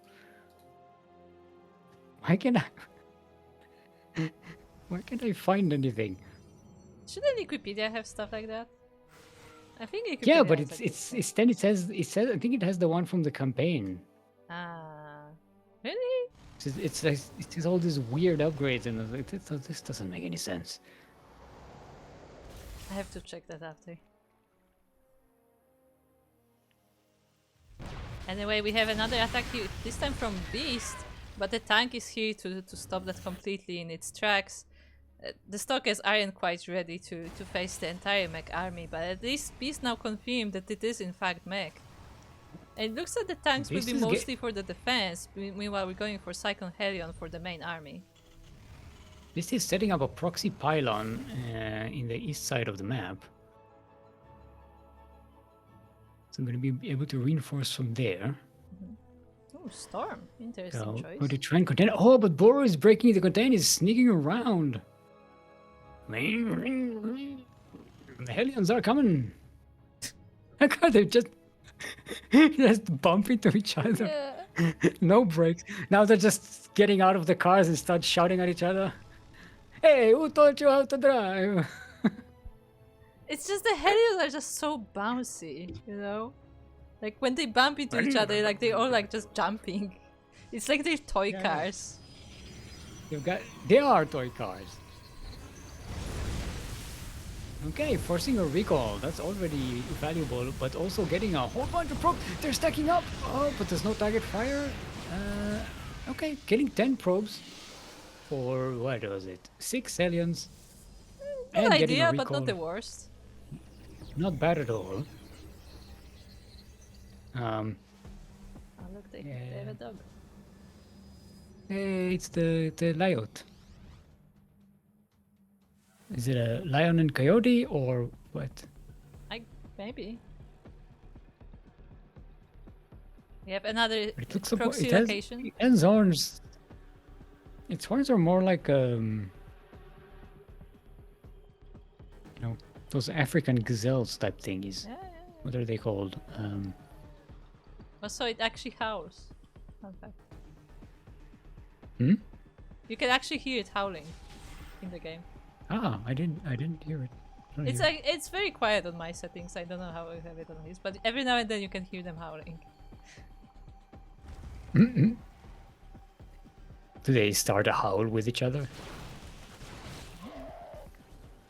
But yeah, Right, we Base have is setting up this.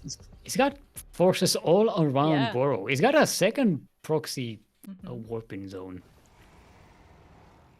So we have He just doesn't zealots like on war both prisoners. sides. We have zealots on both sides. We have stalkers on the front, and then in the middle we have this entire mech army that is now moving out. Whoa, it's a bait! It's a bait! He's trying to pull Boreau out so he can go in from the behind, and the zealots are coming from behind. Are they going into the main base in the natural? Yes, they are. They are going after the wall. I'm guessing Beast isn't actually controlling them. So they're not actually going for any of the workers here. Yeah, Beast has to worry about this Boreau- army going straight into his base. Storm on the Cyclones, I mean, they do dodge most of it, but some of the Hellbats will go down.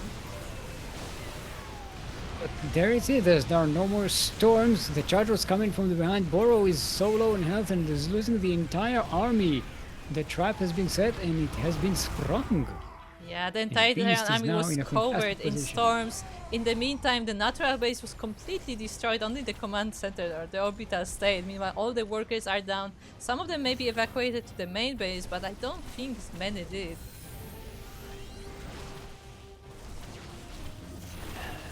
It doesn't have much left here, and Beast still has the big army. Most of it is charge lots and stalkers, but it doesn't really need much more. It's not like Boreau has any of those big beefy mech units available. Yeah, a few Cyclones did pop out, but they're no match for this entire Protoss army. Zealots are running in. We have one Archon in the mix, and GG is called. Beast will be taking this semifinals 2-1. Oh, who will defeat the Beast? The Knights of the Realm failed. The Killer failed. Maybe Urea, the Korean anti-Terran lobbyists, will be able to do it.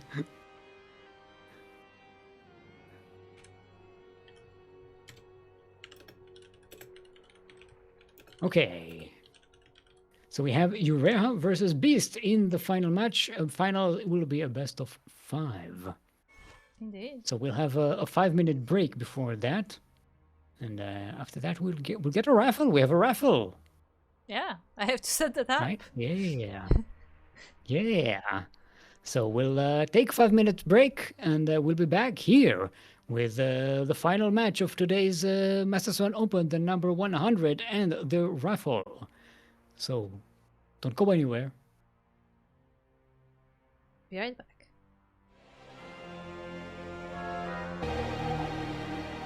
And welcome back. Welcome back to Master Swan Open. Now we're 100.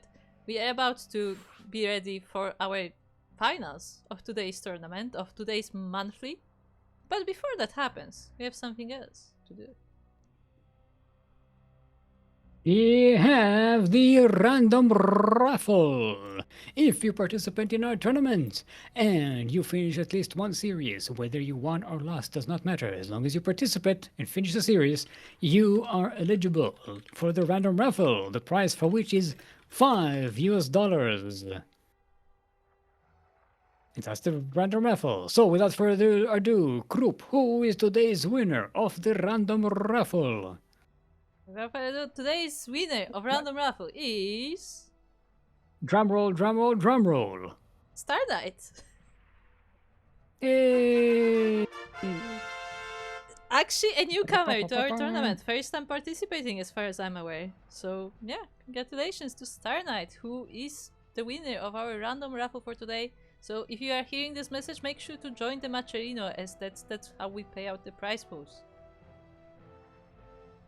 And with that, we are ready for our finals. Are you ready? Going to be. I am ready. Are the Beast viewers ready? versus Ureha.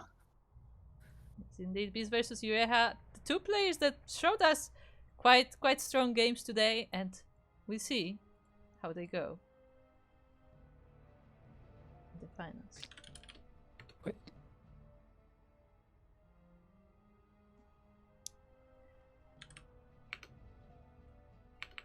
Okay, What? Okay. What? we're talking I feel in codes. What's WCW? West, center, west. Oh, I was like, it's like W. It's like, did he type or anything? And then Yeah, like Steve was very confused as we were just typing letters. No everybody's context. starting just typing random letters, and I'm like, am I the old man who doesn't know all the new Yes. lingo? God damn it.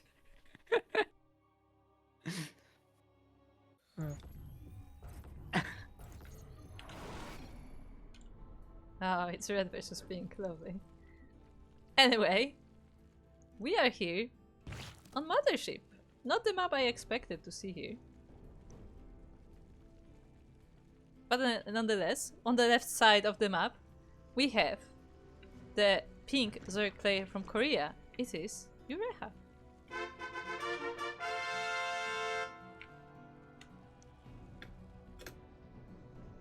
And the southeast corner of the map, current reigning Master Swan Open champion, all the way from the land of Austria. Playing for Vanguard, it is our red Protoss, the beast himself.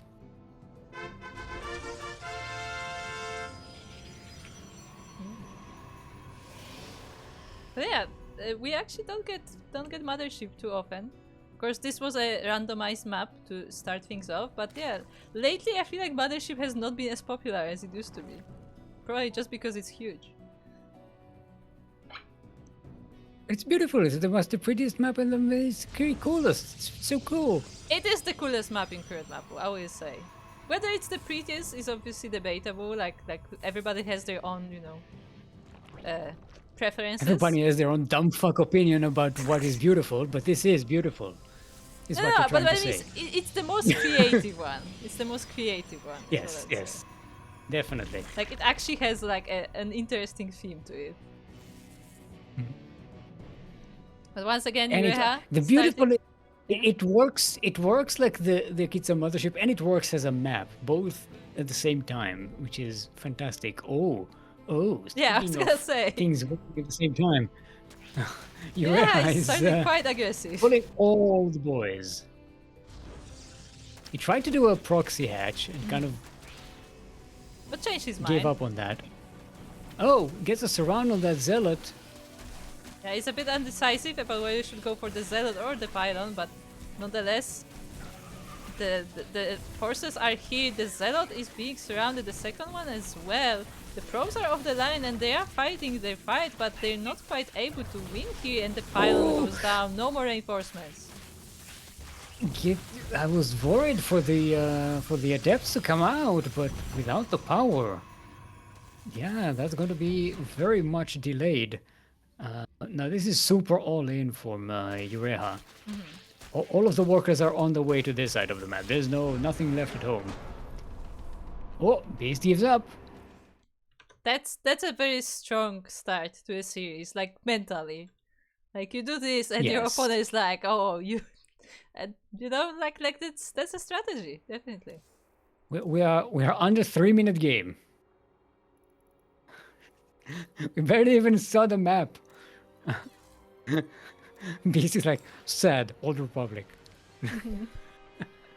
Yeah, but that's what I mean. Like this Yeah. is the kind of strategy you use, like you know, to tilt your opponent, like in a series.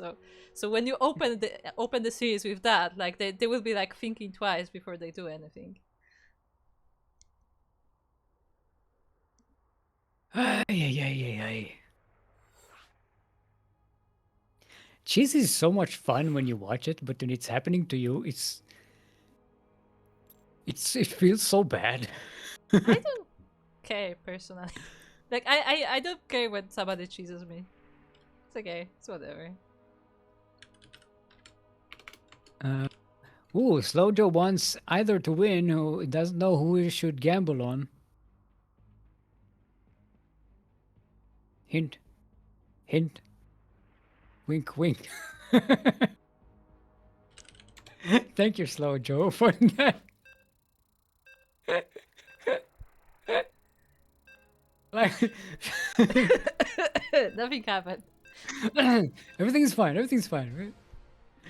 Never miss a bit. Look, in my defense, I have to like set like 5 different things before each match. Okay? I did suggest that I should set up the lobby and be in charge of the No. lobbies, and take some of the burden away from you. But you, no, I need to be in control of everything.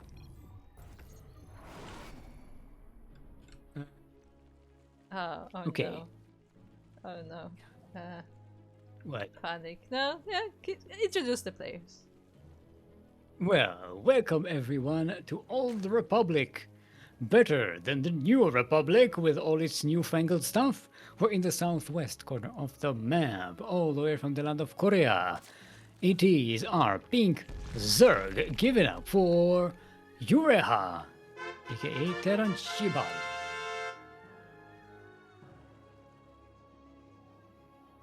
And across the map we have his opponent. It is the Red Protoss player from Austria. Representing the Vanguard, it's Beast.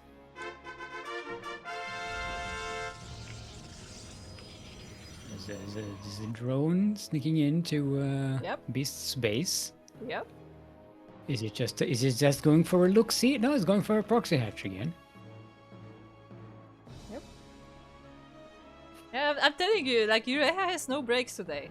It's only on the offensive. Although I he mean, did. you say that, but he also went 3 hatcheries. I was gonna say there was that one game when he did go 3 hatcheries. That is true. No, he's definitely not you know underestimating it this time, sending all the probes. I mean, you have to. I think you need 6 to counter the healing power of the I thing. think without the zealots, probably. Oh, nice. Sitting there going, get out. Yeah. Psst, get out of here. Get off my lawn.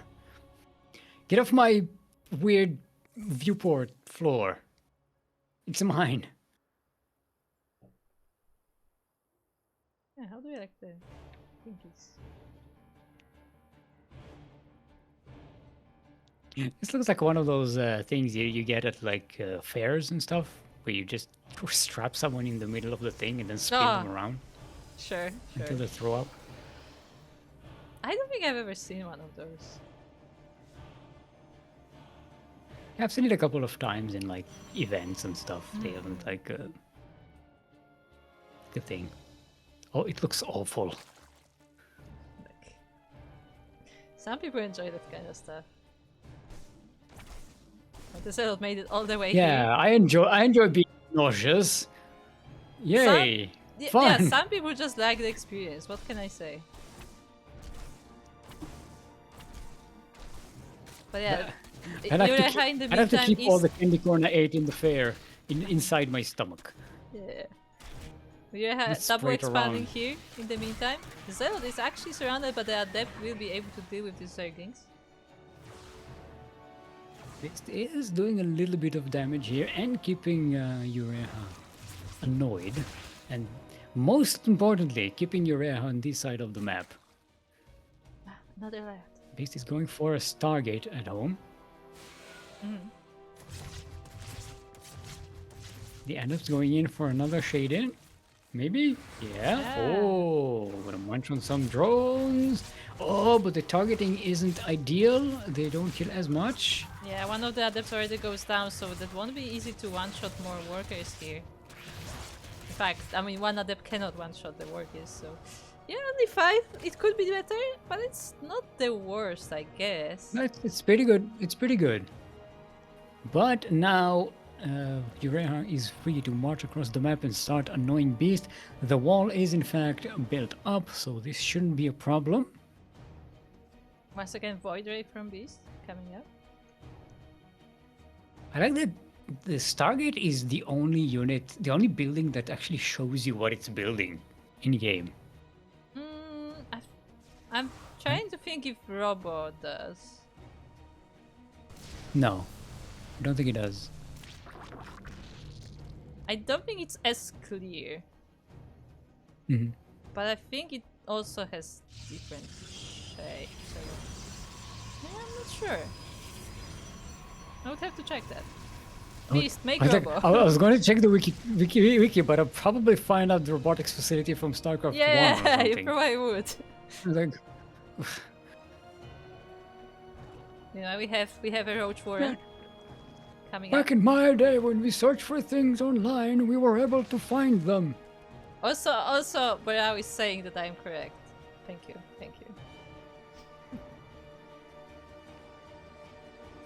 Ah, Boreau. Okay.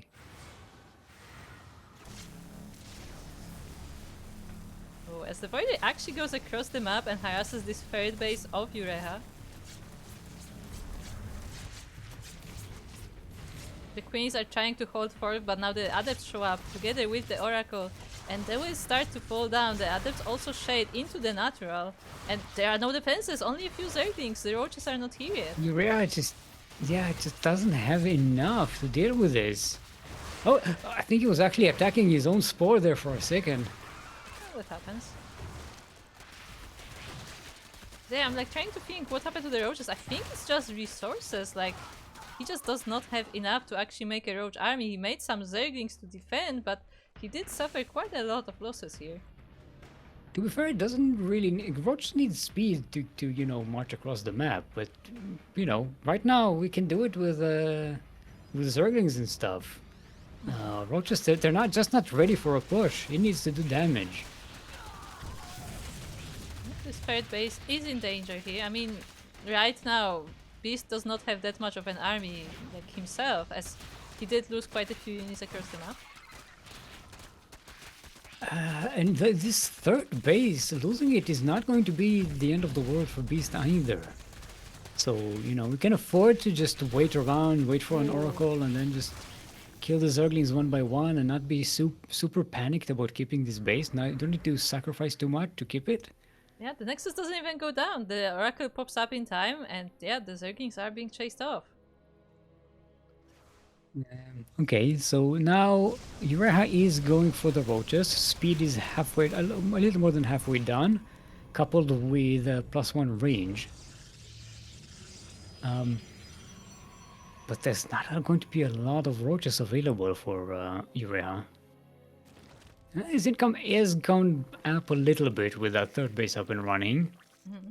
The fourth is already being set up as well. But by then, Beast should have a lot... Wait. No, he's going for Storm, I think. Maybe. So may not be the best. But I mean, one Void Ray is already a nice addition against roaches, right? He can do a fuck ton of damage to them. True.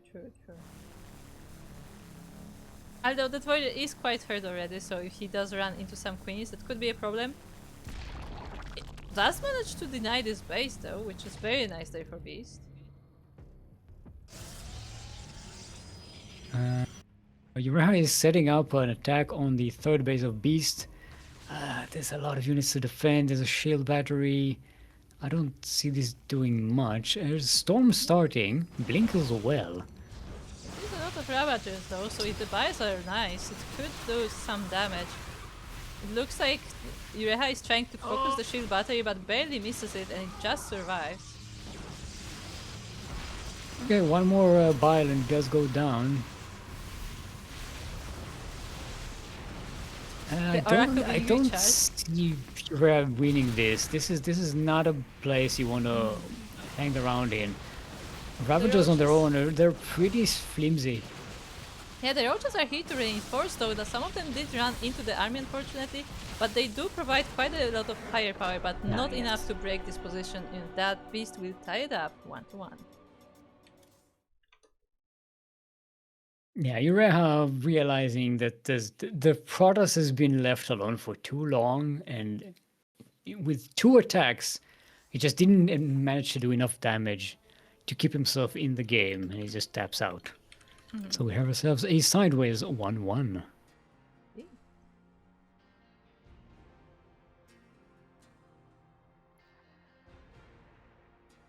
So Kuro, how are you feeling that you did not butcher a name? I'm feeling pretty good, let me tell you. As the butcherer of names, are you no longer the champion butcherer? Look. All I'm saying is I'm correct, okay?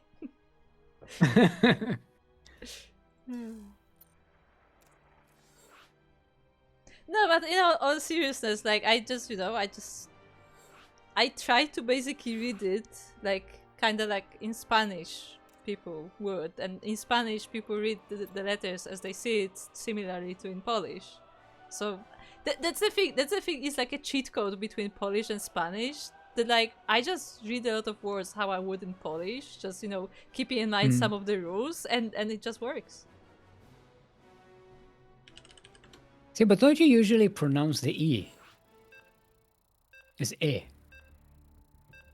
Yeah. But here it doesn't. It's like Boreau. It's not Boreau. No, it's Boreau.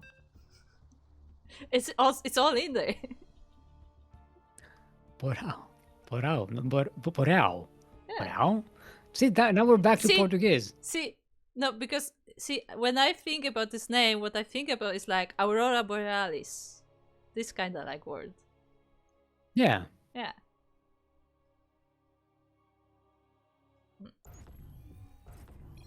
If only I remembered what it meant exactly, I could sound really smart.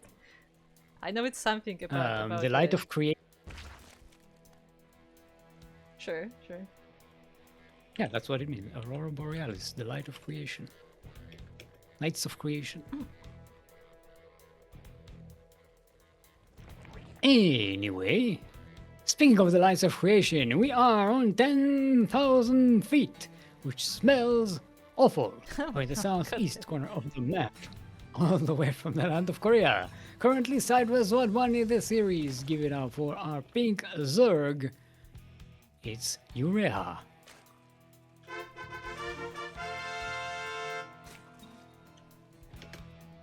And across the map we have his opponent. It is the red Protoss player from Austria, representing Vanguard. It's Beast.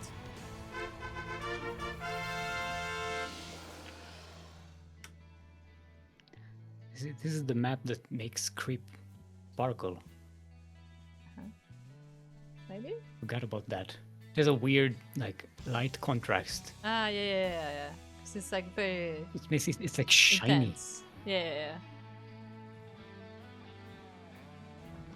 Almost makes me wish I couldn't get that welding mask. What was that map that made us blind? Oh, what was the name? I know what you mean, because there was like a solar flare kind of thing. Not solar flare, what's it called? Like there was like the lens flare. Lens flare. There you go. What was the map though? Man, I don't remember the things. name. I can tell you what it looks like. Hey Kuro, do you remember there was a map in StarCraft that was do you remember when the wall was properly protected? Where were you when the wall was not a wall? Oh no. The wall is not a wall. The Zerglings are in, the Zealot is down. But they're actually being chased off. Yeah, this time, like this, he's got 2 pylons. Yeah, just in Powering case, my you know. production again. Okay, can the power one of them. Yeah, but still, one of them Get is off my lawn. operational. And don't come back. Sadly, it's not the one that actually produces Yeah, anything. yeah, that's the sad part. Like, unfortunately, that dev is still stuck in the other gateway. Stuck in Do traffic. you think that do you think that Adam is just stuck there warping in and looking out of the gateway like, guys, come on, do something. Yeah. Let me in. Let me in the fight, coach. Yeah, and the other Okay, gateway one of is the gateways destroyed. goes down. Yeah. But now the adept is out, and that's a big ending into this little fight. Yeah, I mean, In the meantime, you Rehab was did already take a second droning base. out. Yeah. He's taking the gases in the low ground. He didn't take the gases in the main base, though. Sure. Maybe we'll later. Like, some people prefer to take the gases on the front bases because you know, they're more in danger, more at risk. So you want to be at risk? No. It's just like you save the resources for later. So you mine the bases Okay. that are farther away from you first, while there is still like fairly empty and there's nothing happening there. And then once the fights are actually happening, you just take the safer spot, like back in base. Strategy. Or maybe I just want. Maybe it's a mind game. You want to show, oh look, I took the 2 True. gases in my natural. I obviously also took them in my main base. I'm going for something that's also crazy. possible, yeah. Yeah, and he got just enough gas to get speed, and now he's done. He pulled the drones off gas, and he's just making Zerglings. Getting a spore for the Oracle and Proxy Hatch. Proxy Hatch and Spines. This late in the game. He has a proxy extractor on the other side of the map. I don't know if you've noticed that. No, I only just It's saw it just on the there. minimap. I just saw it and I was like, I what? think he was trying to set up a ninja base, honestly. Because there was a second drone and then another one, probably for a hatchery. It's so... Oh no, okay, he's mining. He's mining the thing. Oh yeah, because he's... Okay. the gas streak. Yeah, I remember. Yeah, exactly. Right. I forgot about So every time the that. drone goes into the extractor, it comes out and it can mine another. Oh, the Oracle sees this. Yeah. Oh, it's gonna snipe it. Good on Beast. That was smart. Because what would have happened here is Beast would have held off the attack at the front, and then Ureha would be like, "Oh no, I lost," and then circle around and go in from behind. Yeah. But no, the wall is still a wall here. Yeah, Nureha has to regroup, has to rethink this plan. Meanwhile... Is he mining gas again? Yes, he's mining gas again. Meanwhile... Ooh, we're going for the double Void Ray. Bzz, bzz, all the way. Yeah, actually Beast committing to the Void Rays this time, not just one. But there will be more. And we see how it goes. I mean, Void Rays are not the best at fighting Zerglings, I will say that. But they are pretty good at fighting, like, buildings and stuff.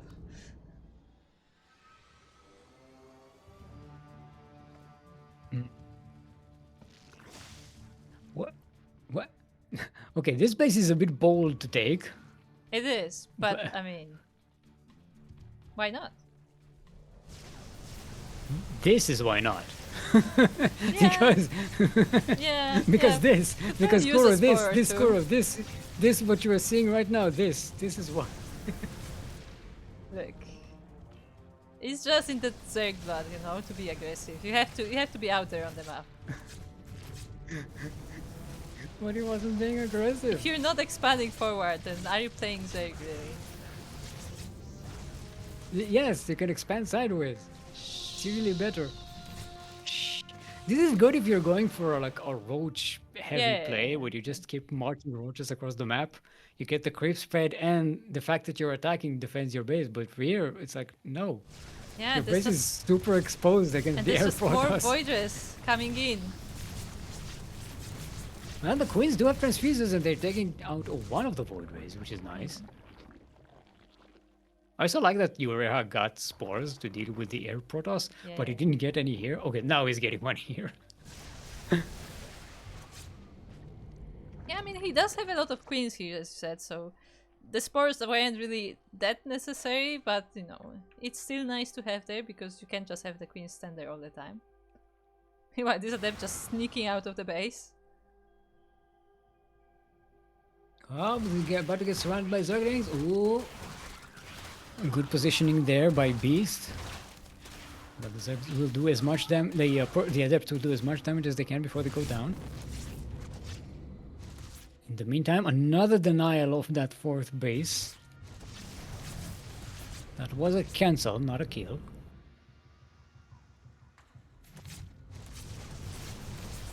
Oh, the queens are baiting the Void Rays. Yeah, Still plenty of transfuses here. they're actually able to clean Nicely up all done. of them.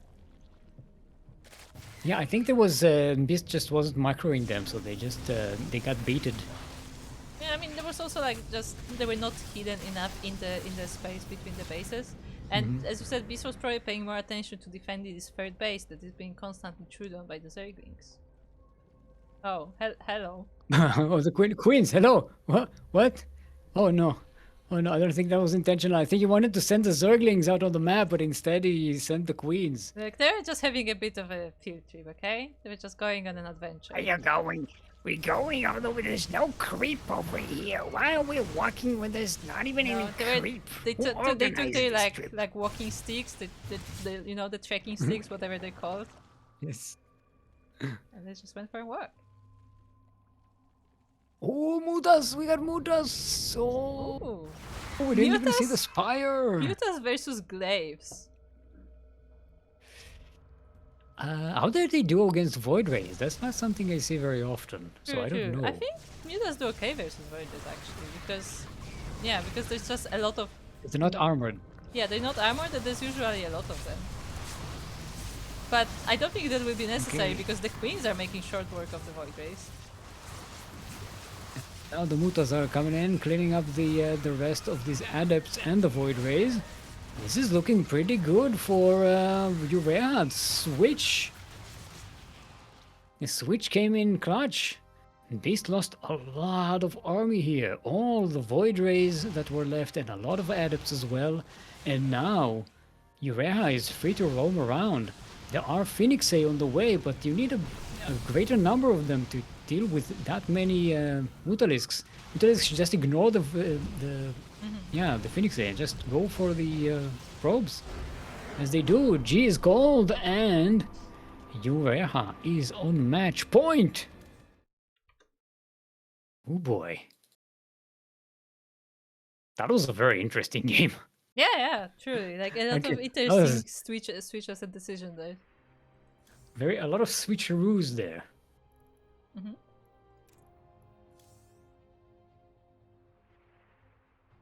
Ureha, yeah, he's got a little bit of a Papa Panda in him, doesn't he? He does. He does. Not as much, you know. I wouldn't. Speaking of, I wouldn't put him in the generations of the Miyomaika yet, but speaking of Papa Panda, how do you like the name Nakanuka? Nakanuka. Oh yeah, I saw it in the Nakanuka. It's not as good as Papa Panda. Sure, but it's still pretty good. I like it. It still has a certain. It's I like it. vibe to I like it. It's got a lot of consonants in it. Has a beat. Very alliterative. Nakanuka. Nakanuka. Nakanuka.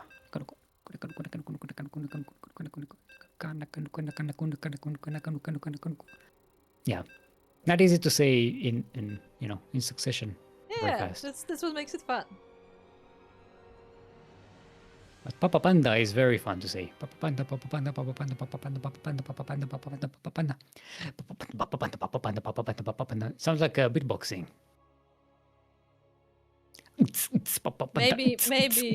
Maybe you will be able to summon Papa Panda if you say it a few more times. You have to say it 30 times very fast.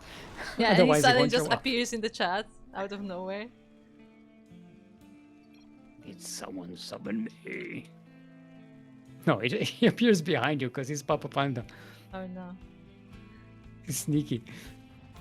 Anyway, speaking of sneaky, we are on Taito Citadel. We're in the southeast corner of the map. All the way from the land of Korea. On match point to win this entire tournament and his very first Master Swan Open Championship. It is our Pink Zerg. Give it up for Ureha.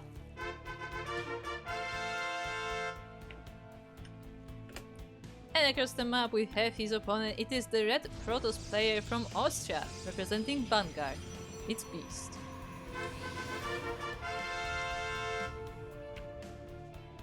Fighting for his title. Yes. So we're gonna have either a double champion or a new one. Hatch first Very from fun. Ureha. Hatch Gaspool, as they like to call it. Hachkaspool, yes. It's very tasty, Hachkaspool. It's like boiled cabbage with leeks and broccoli. Okay, yeah, sure. That sounds very green.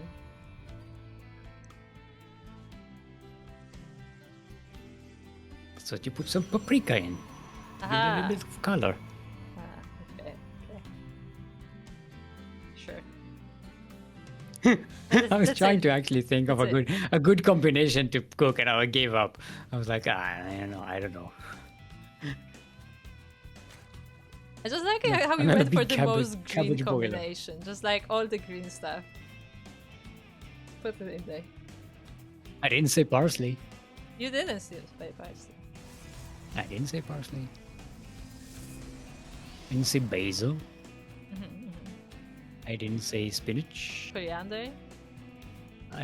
Coriander. I didn't say dill. I didn't say cucumber. Because who would boil a cucumber? That's kind of pointless. I mean, there is a cucumber soup.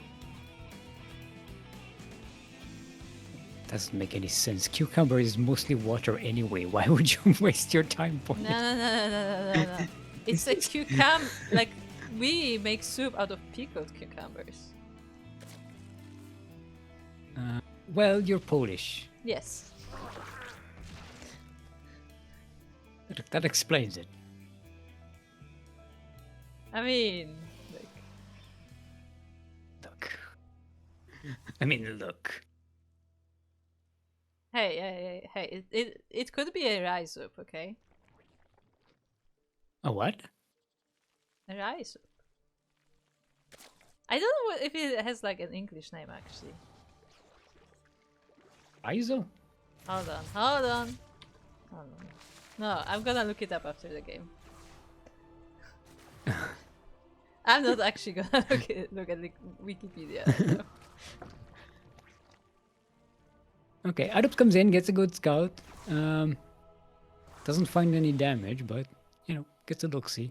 Forces some reaction from Urea. Is annoying. We have an Oracle on the way. So nothing super crazy so far, but oh, Urea is pumping out the Zerglings. Ooh, yeah. He's- Whole bunch He's of go. cute He's ass. go. He's pulling on that lever again, the Zergling lever. Hello? He's bringing a drone with him. Maybe he was setting up a proxy.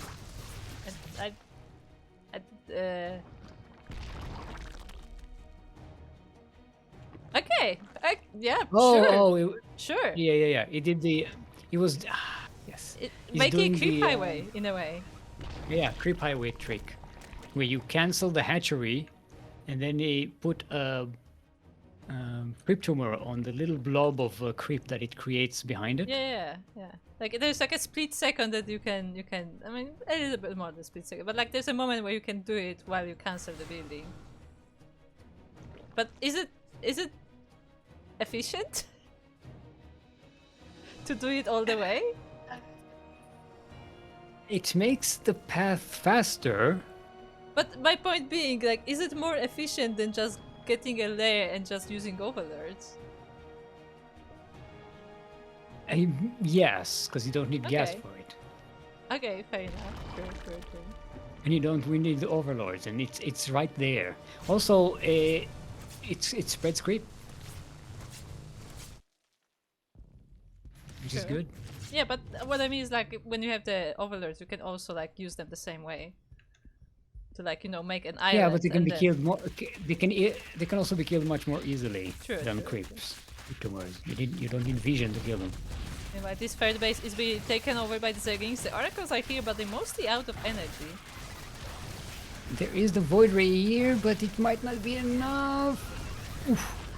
Third base goes down. And as that happens, I think Beast now knows what is happening. Here. Also, the queens are anti-air. I Yeah. I forgot to mention that. That's One advantage of this little, okay. escapade. With this little trick of going all the way with the hatcheries, I think Eureka really is trying to get on the Papa Panda list. Yes, that is definitely puts him on the candidacy list. Yeah, like Mew Micah would For, do this, basically. Yeah, this is very much a Mew This is Micah a lot thing. of like commitment to a very specific trick. Mew Micah would do this and then make Mutalisks though. Yeah, true. Oh, the Zerglings coming from behind and surrounding the stalkers between that and the queens. Boy, yeah, this is nasty. Yeah, now the creep is around, This is- so the reinforcements will be pretty quick. And we have, what do we have? We have some stalkers. We have a bit of like a few of the oracles, but they out of energy. They will have to be recharged before they can do anything. And the queens are usually there to fight them. Oh, but they have to go all the way Only around. Only one queen died this game. Oh, the stalkers. It's a very strong utility unit here. Oh, gets a good surround on these stalkers, but the oracles come in and chase the Zerglings away. Few revelations here on the creep tumors, but they are backup tumors. Yeah, that's a good part for Beast, that he does have a lot of oracles, so he is able to reveal some of these creep tumors. But again, like these oracles are so low on that energy, they have to be constantly recharged to be actually useful. And without the energy, they can't do damage. You gotta remember that. And you need that damage because the stalkers are not enough to deal with the Zerglings and the queens. You say that, but there aren't actually that many Zerglings here. Like Eureka is still reinforcing this, but the reinforcements are not here yet. There are almost as many queens as there are stalkers. Yes, There are that's 12 the queens real and thing. 16 stalkers, or 14 stalkers. Yeah, 12 to 14. And I'm fairly sure there are more coming. Look at the creep speed. Oh no! The whole map is purple.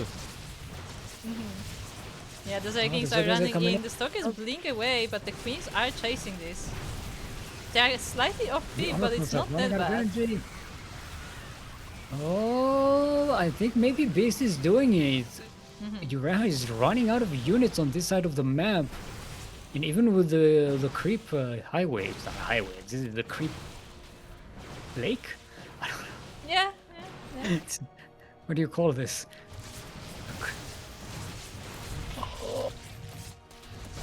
Okay, more Zerglings are coming in. But Beast is backing away, killing the Zerglings away from the queens.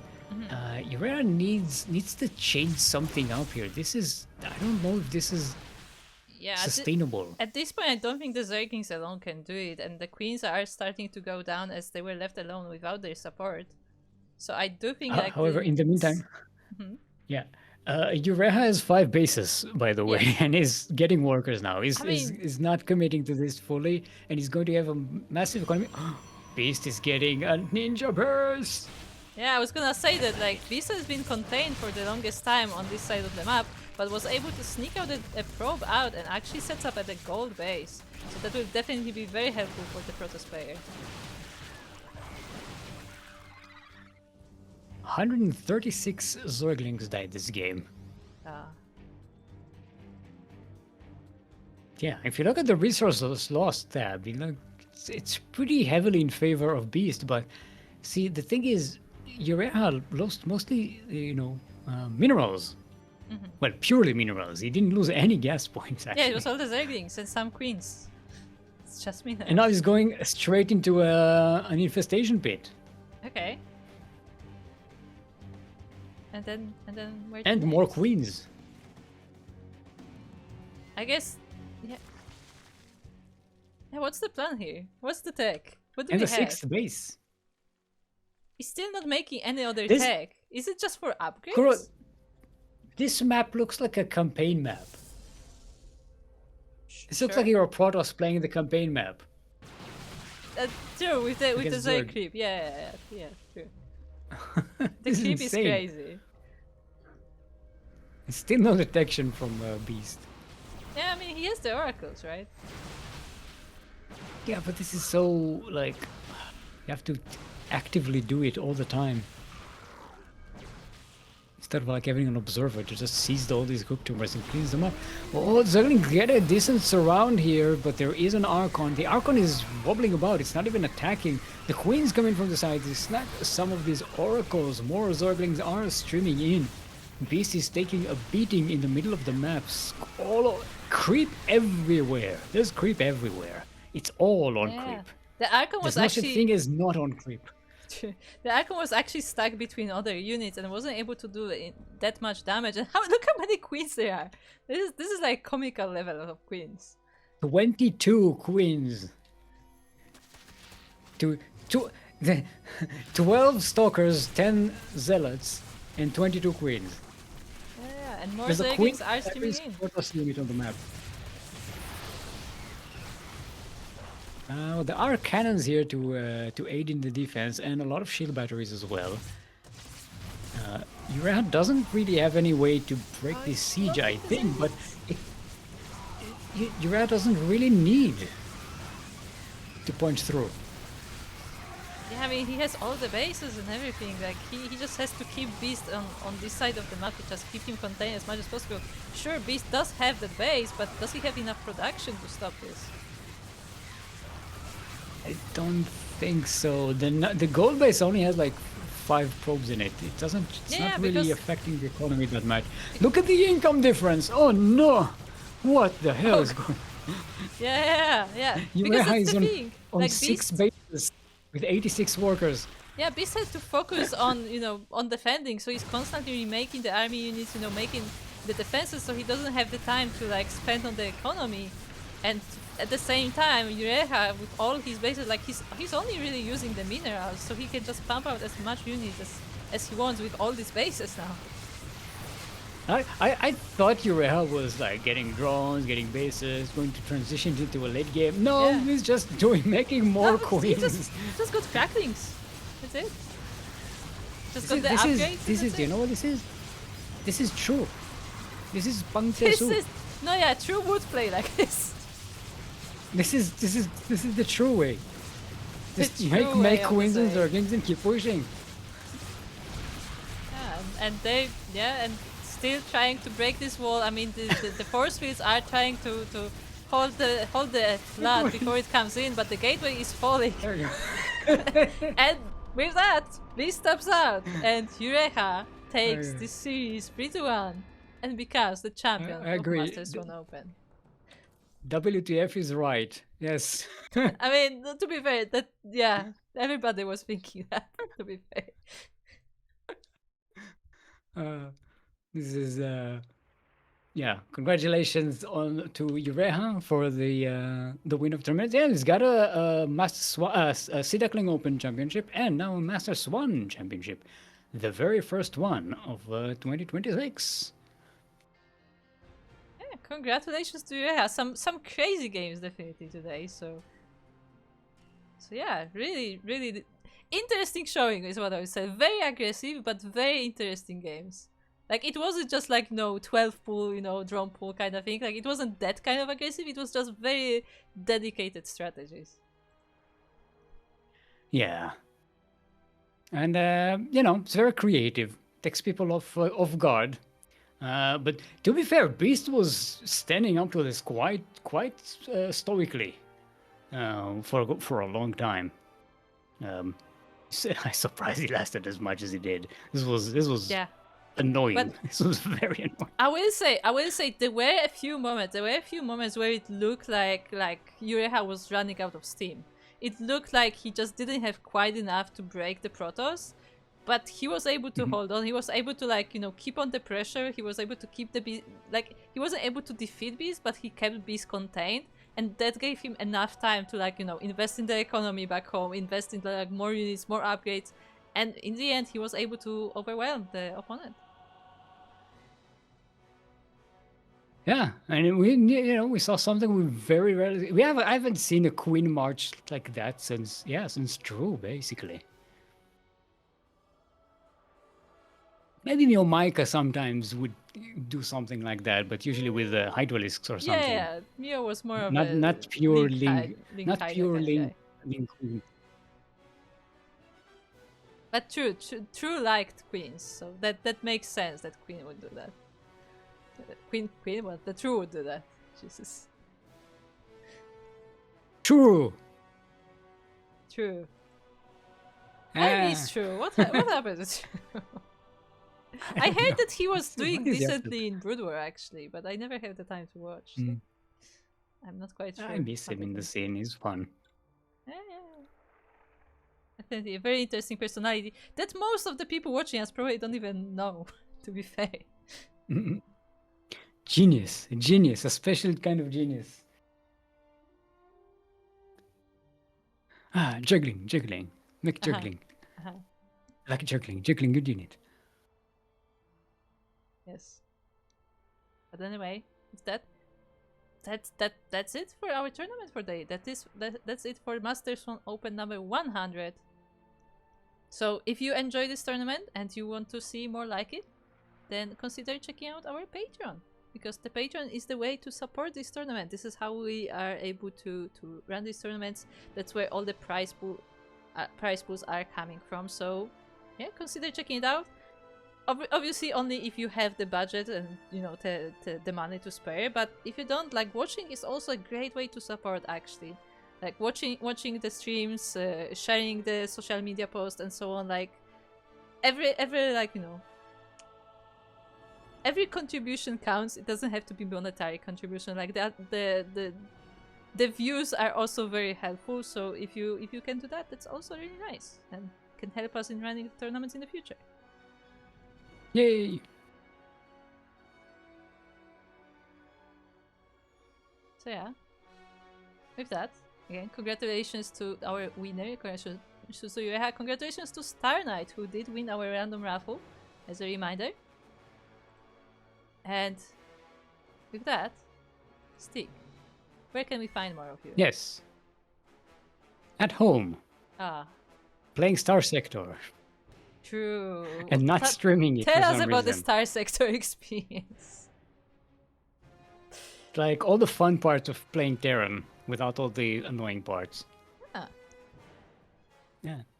It's possible? I thought Terrans are just always upset. Yeah, because playing Terran sucks. Okay. I see. And where can people find more of you, group? Well, most of the time here on the CranKy Ducklings working on stuff behind the scenes, but other than that you can find me at 16 Squad Sanseki on both Twitch and YouTube, where I mostly stream Final Fantasy. So if you want to join that is out there for you. But other than that, make sure to follow the CranKy Ducklings, because this is mostly what I do. Running the tournaments, running the casts. Of course, Light is here to cast most of the tournaments, and he will be here in just a few hours as well. In however many hours. I'm not gonna count. Math on stream is a mistake every time. But in just a few hours, Light will be continuing with the Home Story Playoffs replay cast. So if you want to check that out, if you maybe miss Home Story, or maybe you just want to rewatch the games, then make sure to check out that broadcast. And of course, tomorrow we have Sparking Tuna Cup, our open tournament, open to everyone. So no matter if you are bronze or if you are a pro player, everybody can join in Sparking Tuna Cup. And yeah, that will be happening tomorrow around the same time as today's Master Swan Open. Other than that, if you also want to join our amateur tournaments, we have Ducklings Open, which is our diamond level tournament, so up to 4.2k MMR, happening next weekend. So if you want to join the SDO, that is also available.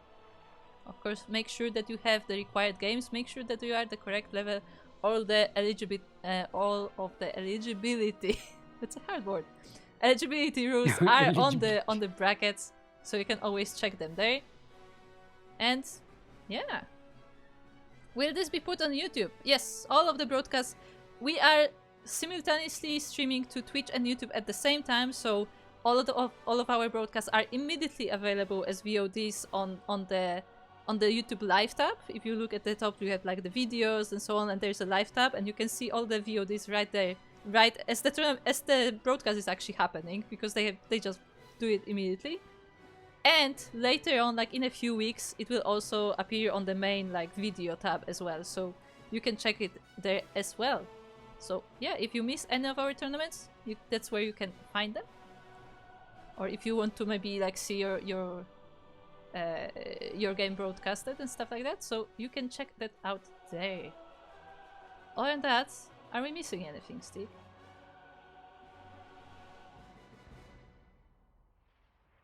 Predictions. Oh yeah, prediction. No, actually, I have to pay up predictions. Hold on. Every time.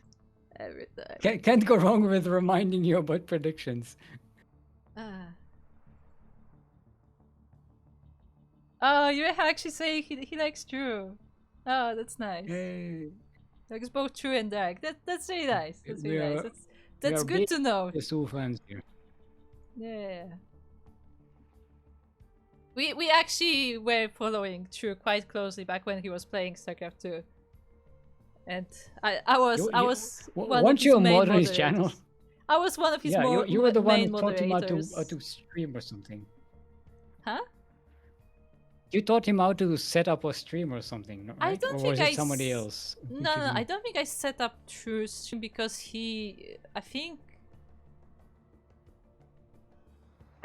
I'm trying to remember. I don't think he was in Psystorm yet when I first joined his stream. Like I did help him. I'm pretty sure I helped him with like the bots and stuff, like that kind of stuff.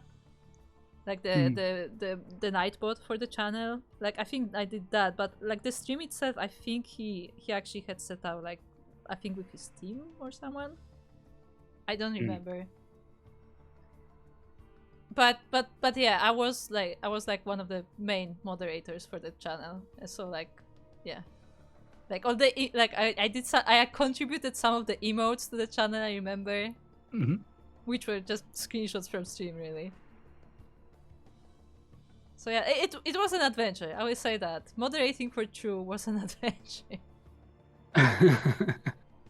Because I always say that like, you know, he had more like his APM was faster than his train of thought. He would click things before he would think about them. So it was always interesting. Thinking needs thinking. Just make wins and leaves. Yeah. But you know, on one hand, like he did all these like derpy things, and on the other hand, I watched him like split a single Zergling against a Widow Mine like in split second. I'm like, yeah, he's just that good. I mean, yeah, he was top player for a long time. Yeah, he was really good. And really fun playstyle as well. But anyway, with that, we will be ending today's broadcast for today. You can find us here casting again on the next Saturday, I hope. And later on today or tomorrow, depending on your time zone, you will see light casting on this channel. But before that, we will rate another StarCraft channel, so don't go anywhere if you want to see some more StarCraft. But we will see you next time. Bye. Bye.